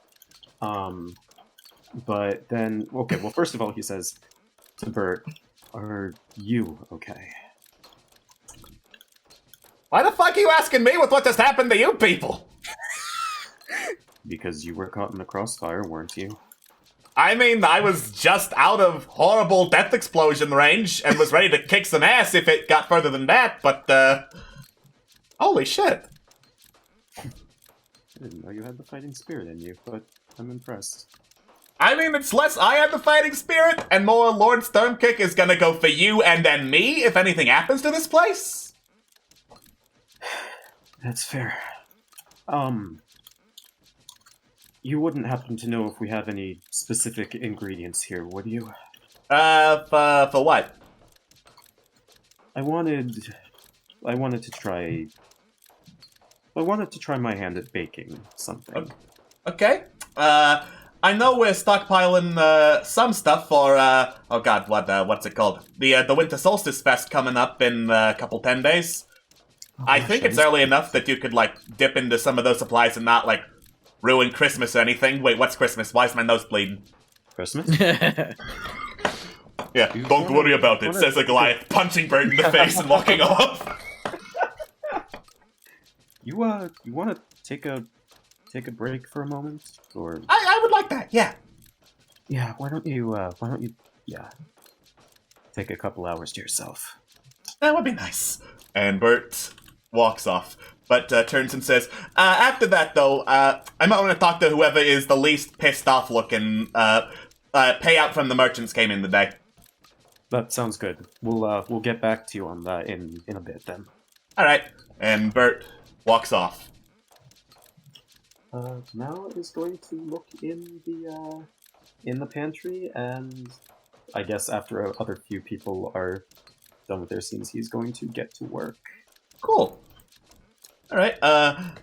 Momo, you've had the most time to go somewhere. Where are you? He's I'm sorry, that was glorious. He's out by the lake where... Do you remember where we found Savagath when he was doing a moon? Yeah, over in a lake in the woods. Yeah, he's sitting by that, and he's sobbing and wailing. He's letting it all out. All of this pent-up sadness, rage that he's felt towards nearly all the party, and the sadness of losing yet another good thing in his life. He's just crying a lot. All right. He feels bad for hurting Scam. He feels bad because he lost everything. He feels bad because he was lied to. And he's not okay. Okay. But I do want to do something. Right. Momo's gonna wipe his eyes. He's gonna... Oh, I had a... Wrong. So, he's just gonna, he's gonna cast Planar Ally. Planar Ally. Planar. Okay, thank you. I don't know pronunciation. Oh, good. And... Can he try... Would this work with Mr. Fox before I cast it? Planar Ally? Maybe? So, let's, read the description of the spell before you cast it, please. Okay. You beseech an otherworldly entity for aid. The being must be known to you, a god, a primordial, or a demon prince, or something of some other being of cosmic power. Okay. And? Keep going. That entity sends a celestial, an elemental, or a fiend loyal to it to aid you. Oh. Yeah, never mind. He just sits there and cries. Oh. When the creature appears, it is under no compulsion to behave in any particular way. You can ask the creature to perform a service in exchange, blah, blah, blah, blah, blah. So, I mean, there might be a loophole in there. Okay. Ultimately that's up to Alex if the wording of that allows, if you ask Mr. Fox to come help you, he'll probably send something else. But if I don't know, it's there's a loop. I don't know. This is up to Alex ultimately. Will you be nice to me? Well, if you know the name of a really, really high up Yugoloth, you could certainly try. Never mind. He just sits there and cries. You absolutely can call on Mr. Fox and see what'll happen.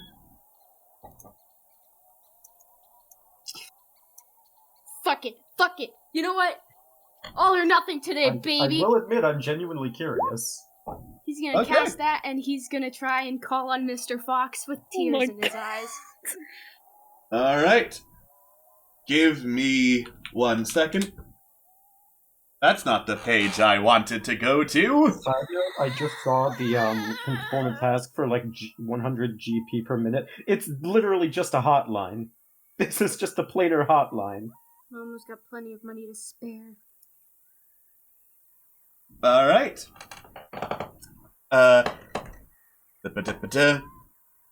You call out the name of Mr. Fox to try and request his presence, and a gateway opens floating above the lake and just shimmers with dark, black energy. Fog spews from the portal. Fog spews from the lake. Fog surrounds you. You feel this intense wetness at your feet, and you feel, as you look down, like you're standing on fog and water.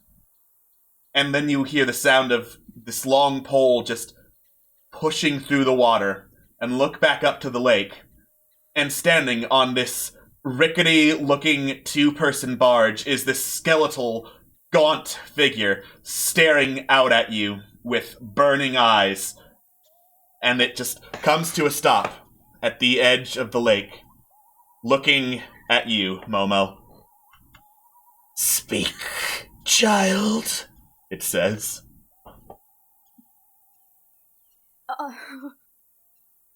I want to make a trade with Mr. Fox, the Ugula. I am here summoned as his agent. He took something from us that was very important. I want to trade to get it back. Name this item. A book that contained the soul of my friend, Trevlon Bluequill. I'm just gonna flip a coin here real quick.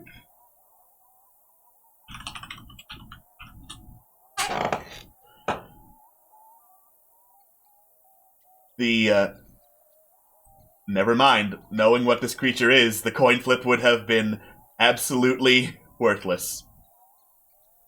You think it's trying to smirk, but you get the feeling that even smiling for this creature is completely impossible. It's genetically incapable of smiling. Holy shit, that's the name of my ska band! What would you exchange to an Arcana Luff for a book? Anything I can give that is equivalent to it. Literally anything. Just name your price, I'll do it. Please. This I shall have to consult with Mr. Fox to find out. But to make delivering the message worth my time. He leans down and stares at you. The shrine within your hall. The one to Malil. You will smear a pattern on it in blood.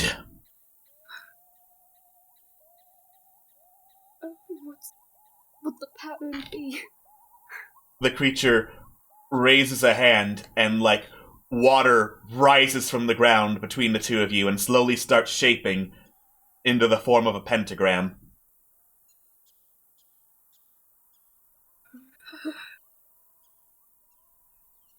Okay. Alright.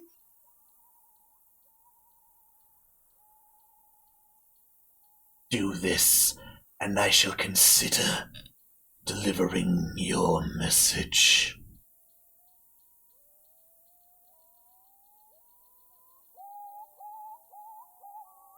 I'll do it. Okay. The creature pushes away, turns around, and rows back through the water towards the portal as it seals up and the fog fades, and you find yourself back in the forest on the edge of the lake.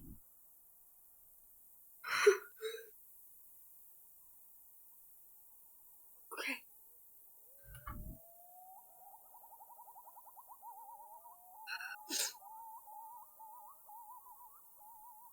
I'm gonna cast Locate. Where is it? Where is it? There it is. Locate object? Okay, what are you trying to locate?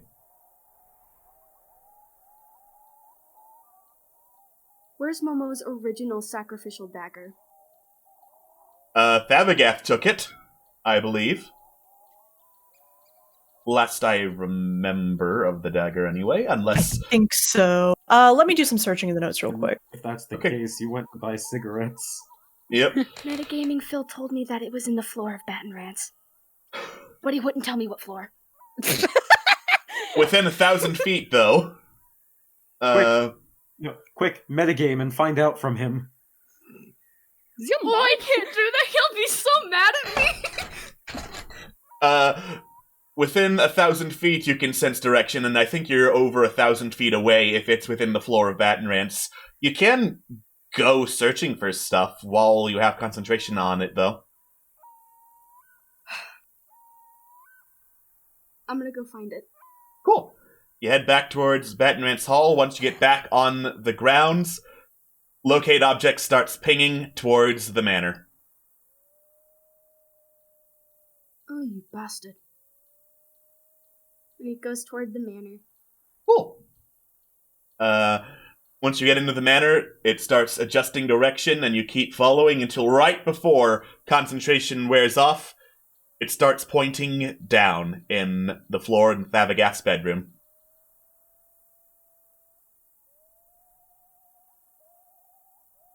He's gonna look to his left, he's gonna look to his right, and then he's gonna go in Thav's room. Cool.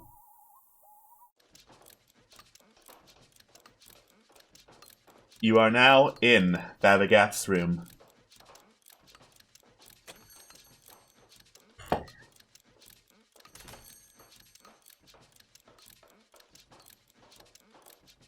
And I'm assuming because you knew it was pointing down, you start looking like at the floor.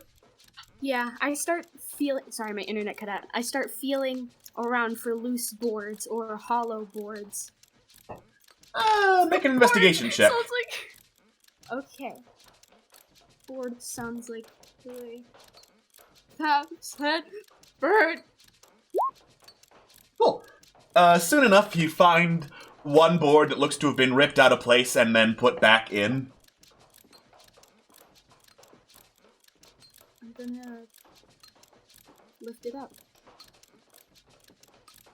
You pry up the board, and beneath it, in a little wooden box, is your sacrificial dagger that you found all the way back in your first adventure in the caverns of the Rat King.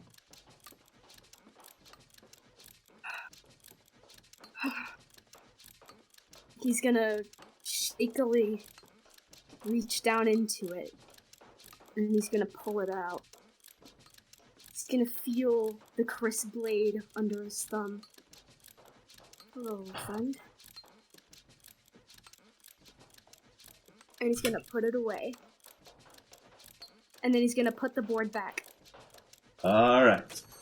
I'm just copy and pasting the description of the dagger for those who have forgotten it.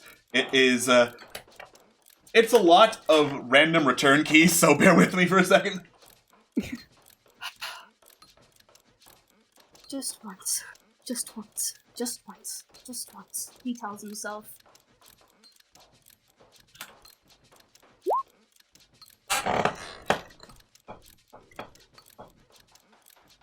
Alright. Oh. Oh. Fuck me. My God. Oh yeah. Oh The yeah. time he used it in front of the whole party, everyone was like, "What is wrong with you? Where did you find this?" And he was a wee lad too, so he didn't know. Oh.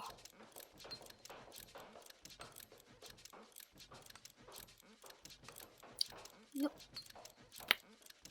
He promises himself that. Can you guys hear me? Yes. Okay.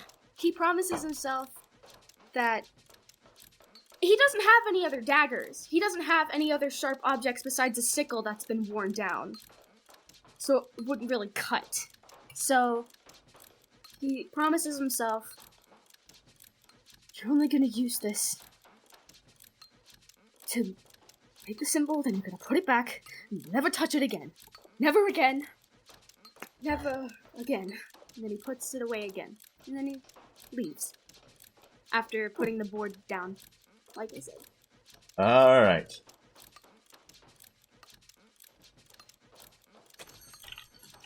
So, Corellian, before we get into Momo using a sacrificial dagger again, where did you go after the fun times?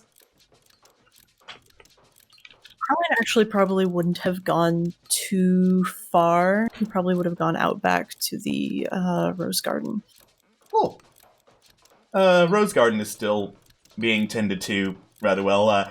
Now that you have an actual specialized herbologist, it looks a little bit better than the last time you left it.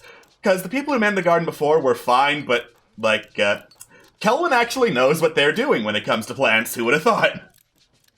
Shocker, yeah. Just,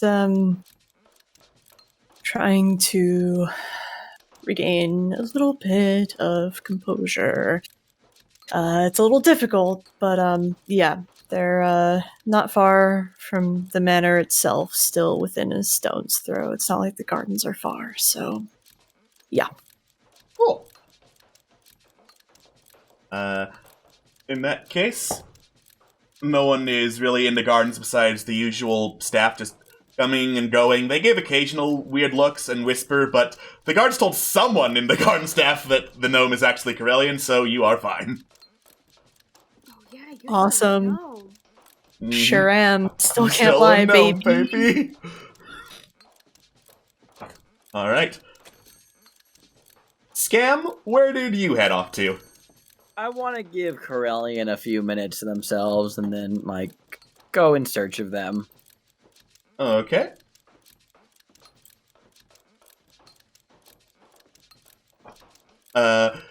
Yeah, there is plenty of time still left in the day at Baton Rance, so, like, you could probably catch up to Corellian around late morning, early afternoon.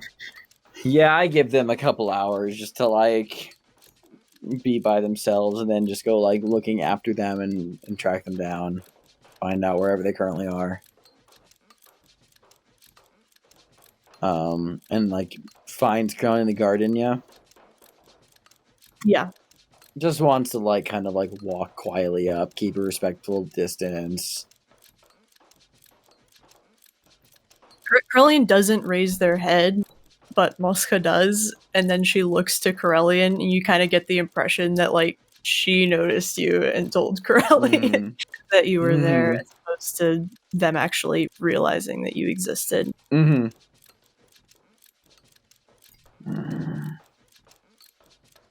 Yes, Scam.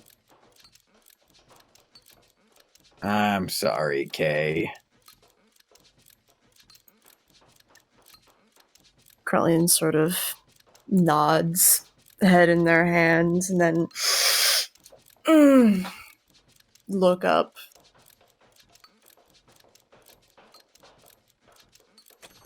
It's alright, you can come closer. The urge to eviscerate you has subsided.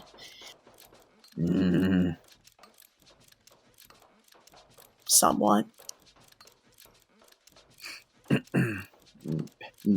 Single step forward.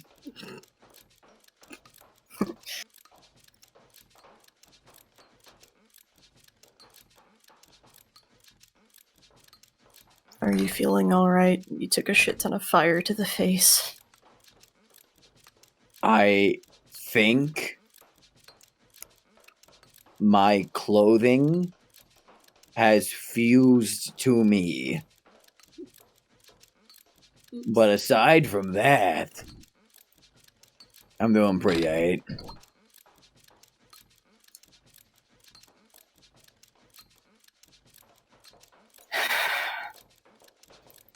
Corellian's shoulders sort of tense up and then let down a little.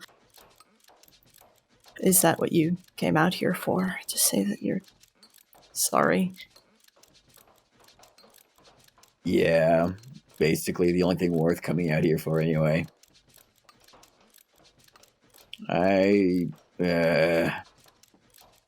Yeah. Sorry if that's not enough, but yeah. Sorry I lied. Corellian nods and looks up and makes eye contact for the first time. Thank you for apologizing. Sorry I clocked you in the jaw. It's okay, I wanted you to. Is that something that is worth making a comment on or not? I mean, if it'll make you feel better, go for it. I mean, there are a lot of things that would make me feel better, but I'm not going to do them. Scam just kind of nods. Krellin sort of like pats the. I presume there's like a bench or like a raised planter or something that they've been sitting on the edge on. Sort of like pats the seat beside him. Yeah, he sits down.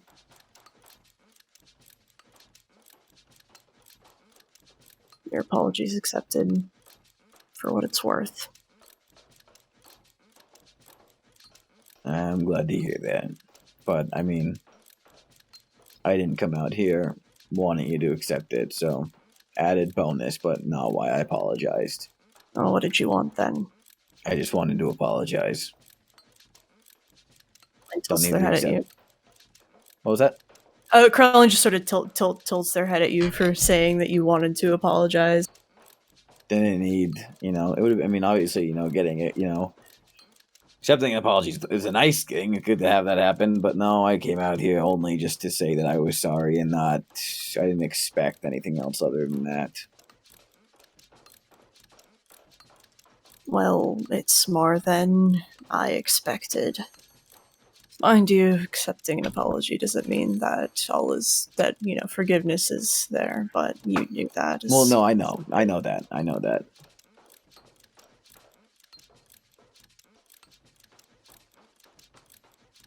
It just... Krellin casts a side-eye at Scam. I'm not going to sit here and spill my guts. That's a bit much, isn't it, after the whole kerfuffle yesterday? I'm pretty sure we've all had our share of dealing with somebody else's problems. You probably more than even either myself or Momo. But Krellin pauses. You are aware that I still can't lie, right? Oh, I know. I mean, you can, but I mean, you're choosing not to. But yeah, I'm not going to. So if there was ever anything you wanted to ask, well, now's a good time. Now is as good a time as any, isn't it? I feel like I've asked you everything I've ever kind of wanted to, really. I don't know. Do you want me to leave? Krellin, opens their mouth and closes it. No, I don't. Okay. What do you want me to do?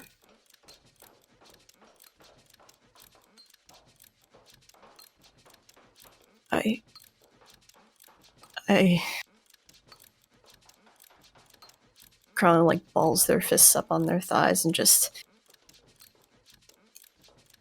I'm not sure, honestly. I don't really... I haven't really spoken to... Funny, you're the only one I've really spoken to like this out of, the whole group. Kind of weird how that works, huh? Yeah, well, to be fair, most of the group, by and large, kind of, are difficult to talk to. Yeah. You're telling me.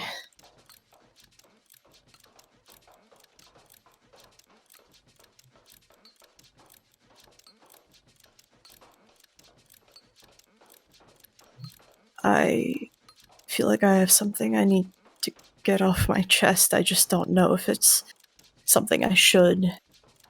Or if one has secrets, should one tell them? If one has things that they've never said, are they even worth saying after a time? I don't know. I don't even know if it would make me feel better at this point. Nods. I mean,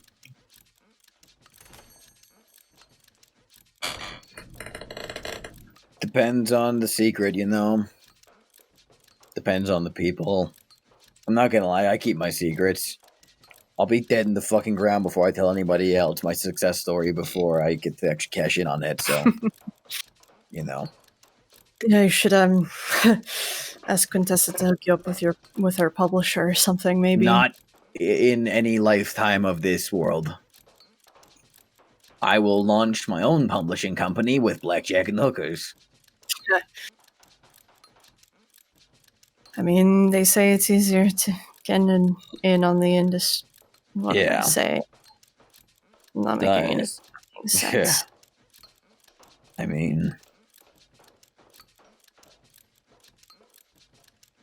Listen, I don't fucking care about a lot of things.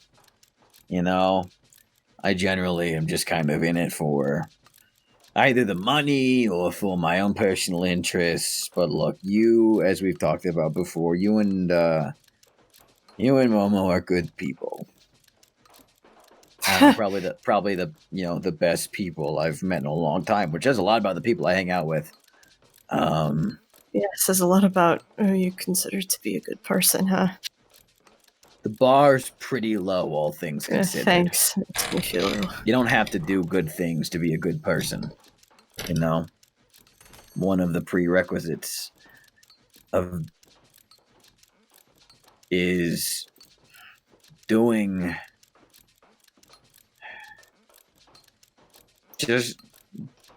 just trying your best to make sure that other people end up better off than you are.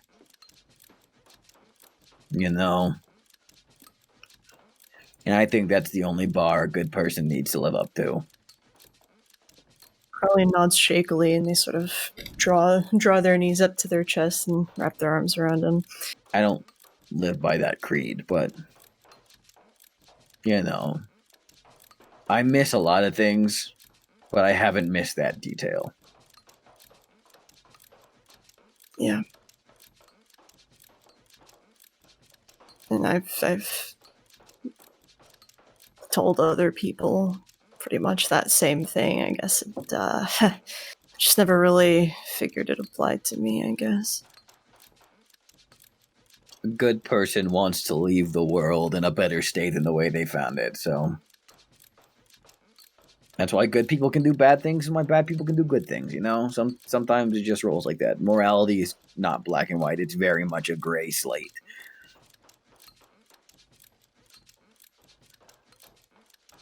Well, then, I guess by your standards, I'm a good person who does bad things, I suppose. Sometimes good people need to do bad things to make the world a better place. Or sometimes they just need to do bad things to make something better. I'm a liar, scam. I'm a fucking fraud. Yeah, so am I. Quite literally in several different countries. You know, I mean, being a liar and a fraud doesn't make you a bad person.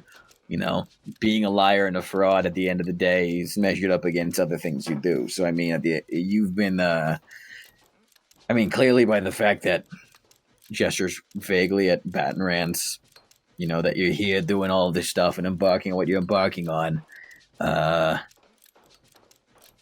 sure, you're a liar and you're a fraud, but, like, at the same time, you've gotten here by doing good things amidst other bad things. And you know what? Contrary to what other people say, sometimes balancing those two out with each other is enough. You don't have to be leaning in one way or the other to be labeled something. If you're just trying, or at least, you know, even if you're just getting by. Yet the one fucking thing I promised I would do, the one fucking thing that Protect the book? What, is that it? Protect the book? If it's, listen, your vow is to not survive first contact with an extraplanar creature who can teleport to and from our part of the universe at will and to make supernatural deals. That's measuring yourself up against, like, I mean, I can't even think of a comparison. That's not your fault for dealing, like, he fucking cheated the game, and now he fucking deserves to be in the way of your punishment.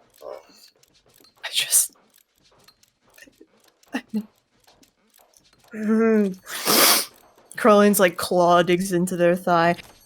I just made a promise. I made a promise that I would. God, so long ago now. Seems so long ago, but what? A few months. This whole affair's been going on for so long, but I made a promise that I would protect Trevelyan Bluequill as much as I possibly could, and I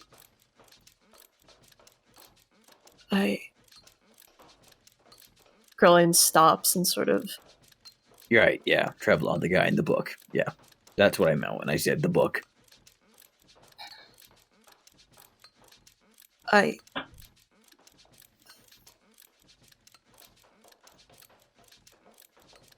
think that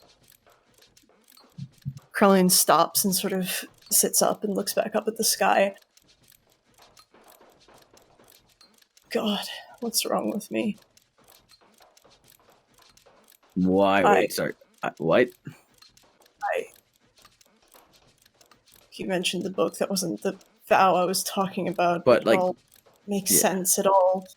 I promised that I would make things right. I promised I would bring Hesper, my wife, the person I love more than life itself, back to life, and. Yeah. And.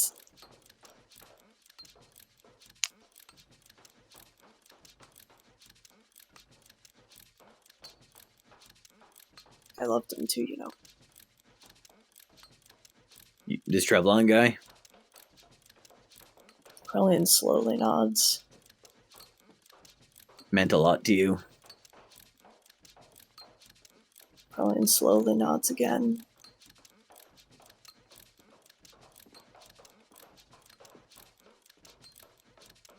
More than your wife? I ask cautiously. I don't know if there is a equivalent to your wife. Krillin sort of stops and bites their tongue. I've never said it out loud before. I thought maybe that if I didn't say it, it wasn't real. If I didn't say it, it wasn't. What does that make me? Liar and fraud. How is that liar and fraud?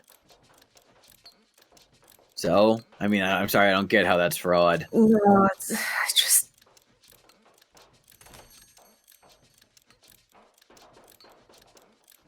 You make a promise to one relationship and then that person died.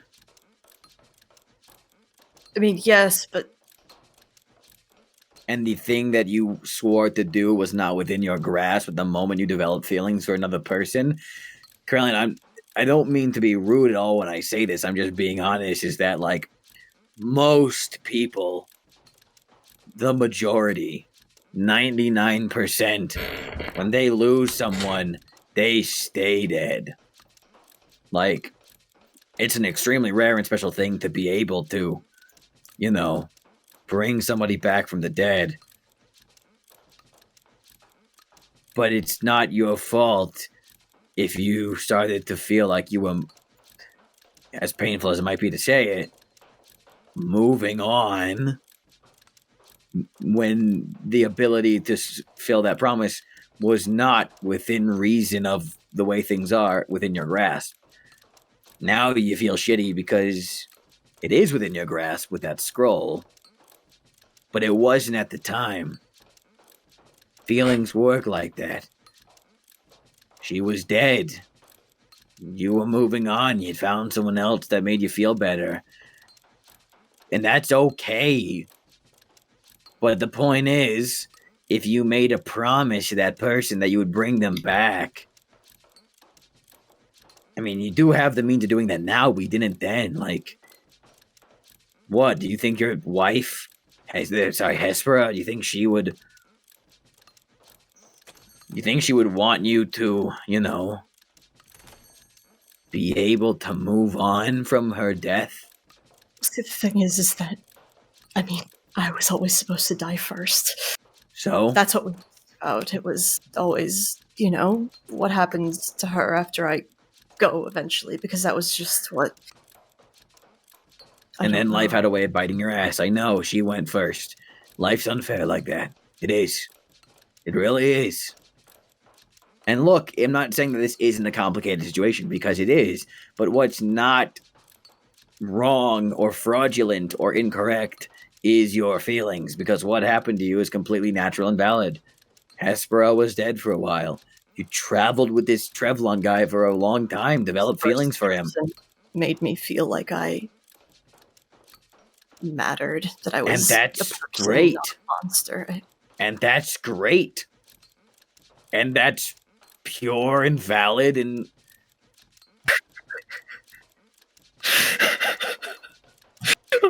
Scam just like hesitantly like reaches over to like pat Corellian on the back.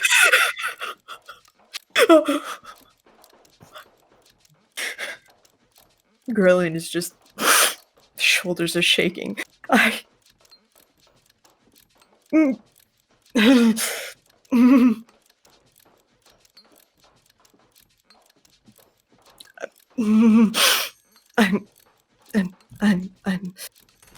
sorry. Can I it's okay. Can I ask you something? Like, if you know the answer, did this Trevlon guy have feelings for you too? Or did you never find out? I know he cared about me as a friend, same as he cared about the others as a friend, but I never asked him, I never told him, I never found out.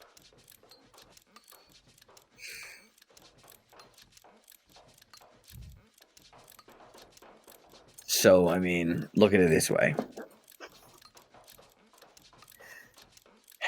A potentially immortal, extraplanar collector fuckhead has just stolen something containing a person that you made a promise over, and someone that you deeply care about. I've killed people for less. And I think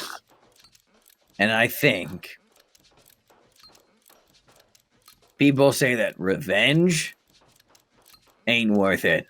No, this isn't revenge. This is fucking justice. Consequences for an action. Even the fucking residents of the plains are to be held accountable for what they do. So I say we kill them. One, get your book back. That doesn't solve your problems. But you made a promise. So let me help you fucking keep that promise by seeing that fox-faced son of a bitch permanently destroyed from existence.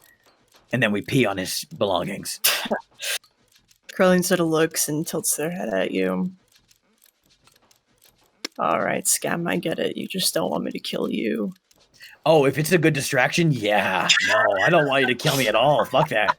Listen, there's only one person allowed to kill Scam Likely, and that's Scam fucking Likely.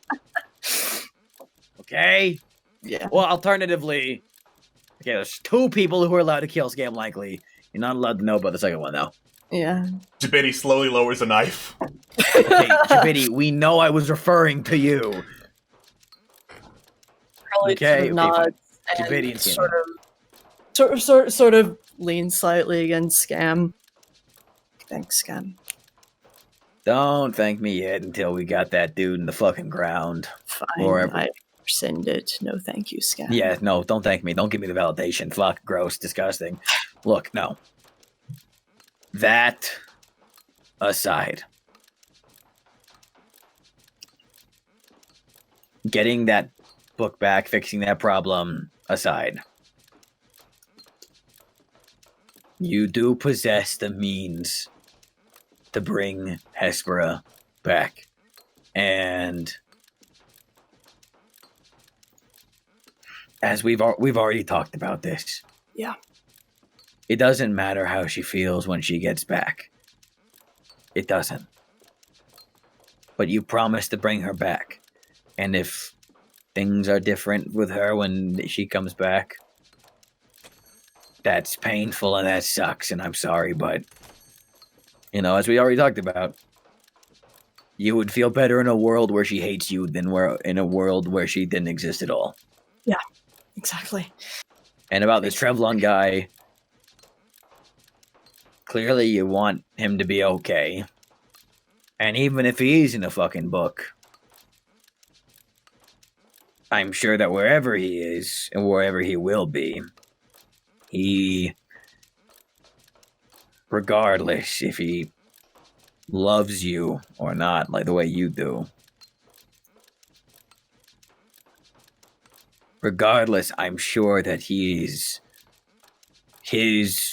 was, I don't know, thankful and grateful to have been under your protection while he was indisposed. Unreciprocated shit is painful as hell. It really is. Yeah. Been there a lot of times. But,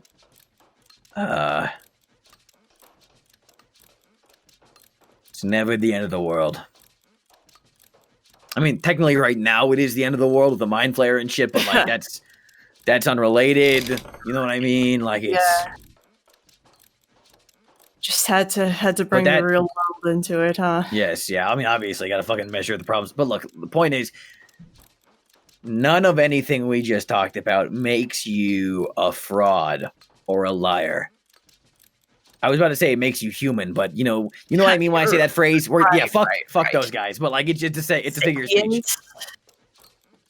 No, I think a better way to say it is like, I mean, come on, like, isn't that just like humans though to come up with a phrase that means something so deep, but like it's specifically tied to their race? Like, what the fuck is that about? Really fucking like right? It's elite. Exactly. Sorry.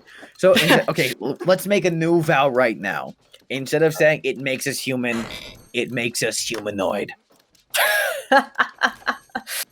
All right, you're draconic though, technically. So I mean, like, I suppose I'm a draconic human. We're splitting hairs, Scam. Thank you. You know, we're only humanoid. But even that word, you know, no. Thank you, and yeah, I would appreciate if you kept this on the down low, I guess. I can promise you that I'm not gonna do what I did with Quintessa with everybody else on this matter. I'm not gonna. Thanks. Yeah, I won't tell other people about this conversation because I don't think anybody would believe that we had a conversation like this anyway. So Carlin sort of like slings an arm around his shoulder and pulls him a little bit. Scam on the back and just kind of like half side hug a little bit. You're all right there, partner. I guess you're all right too. I mean, listen. All this talk about being a good person, doing good things. There's only one thing that fucking matters. And that's, at the end of the day, you're still just enough of a bastard to be worth knowing. Thank you, Scam. That is oh so relieving. Yeah. Nobody likes a pious and righteous little shit. Yeah, fuck that. Momo's still fucked up and dark enough to be still worth something, so it's all good. Like, fuck, they raise corpses. Like, holy shit. Yeah, true. You think Momo's gonna become the next great necromancer of this world? I wouldn't be surprised. Isn't there that, like, weird undead land in, like, a strange castle over there? Curlin tilts their head. You're gonna have to give me some more details. It's, like, on the southwest corner of the map. I'll come show you, but, like, do you think that would be too...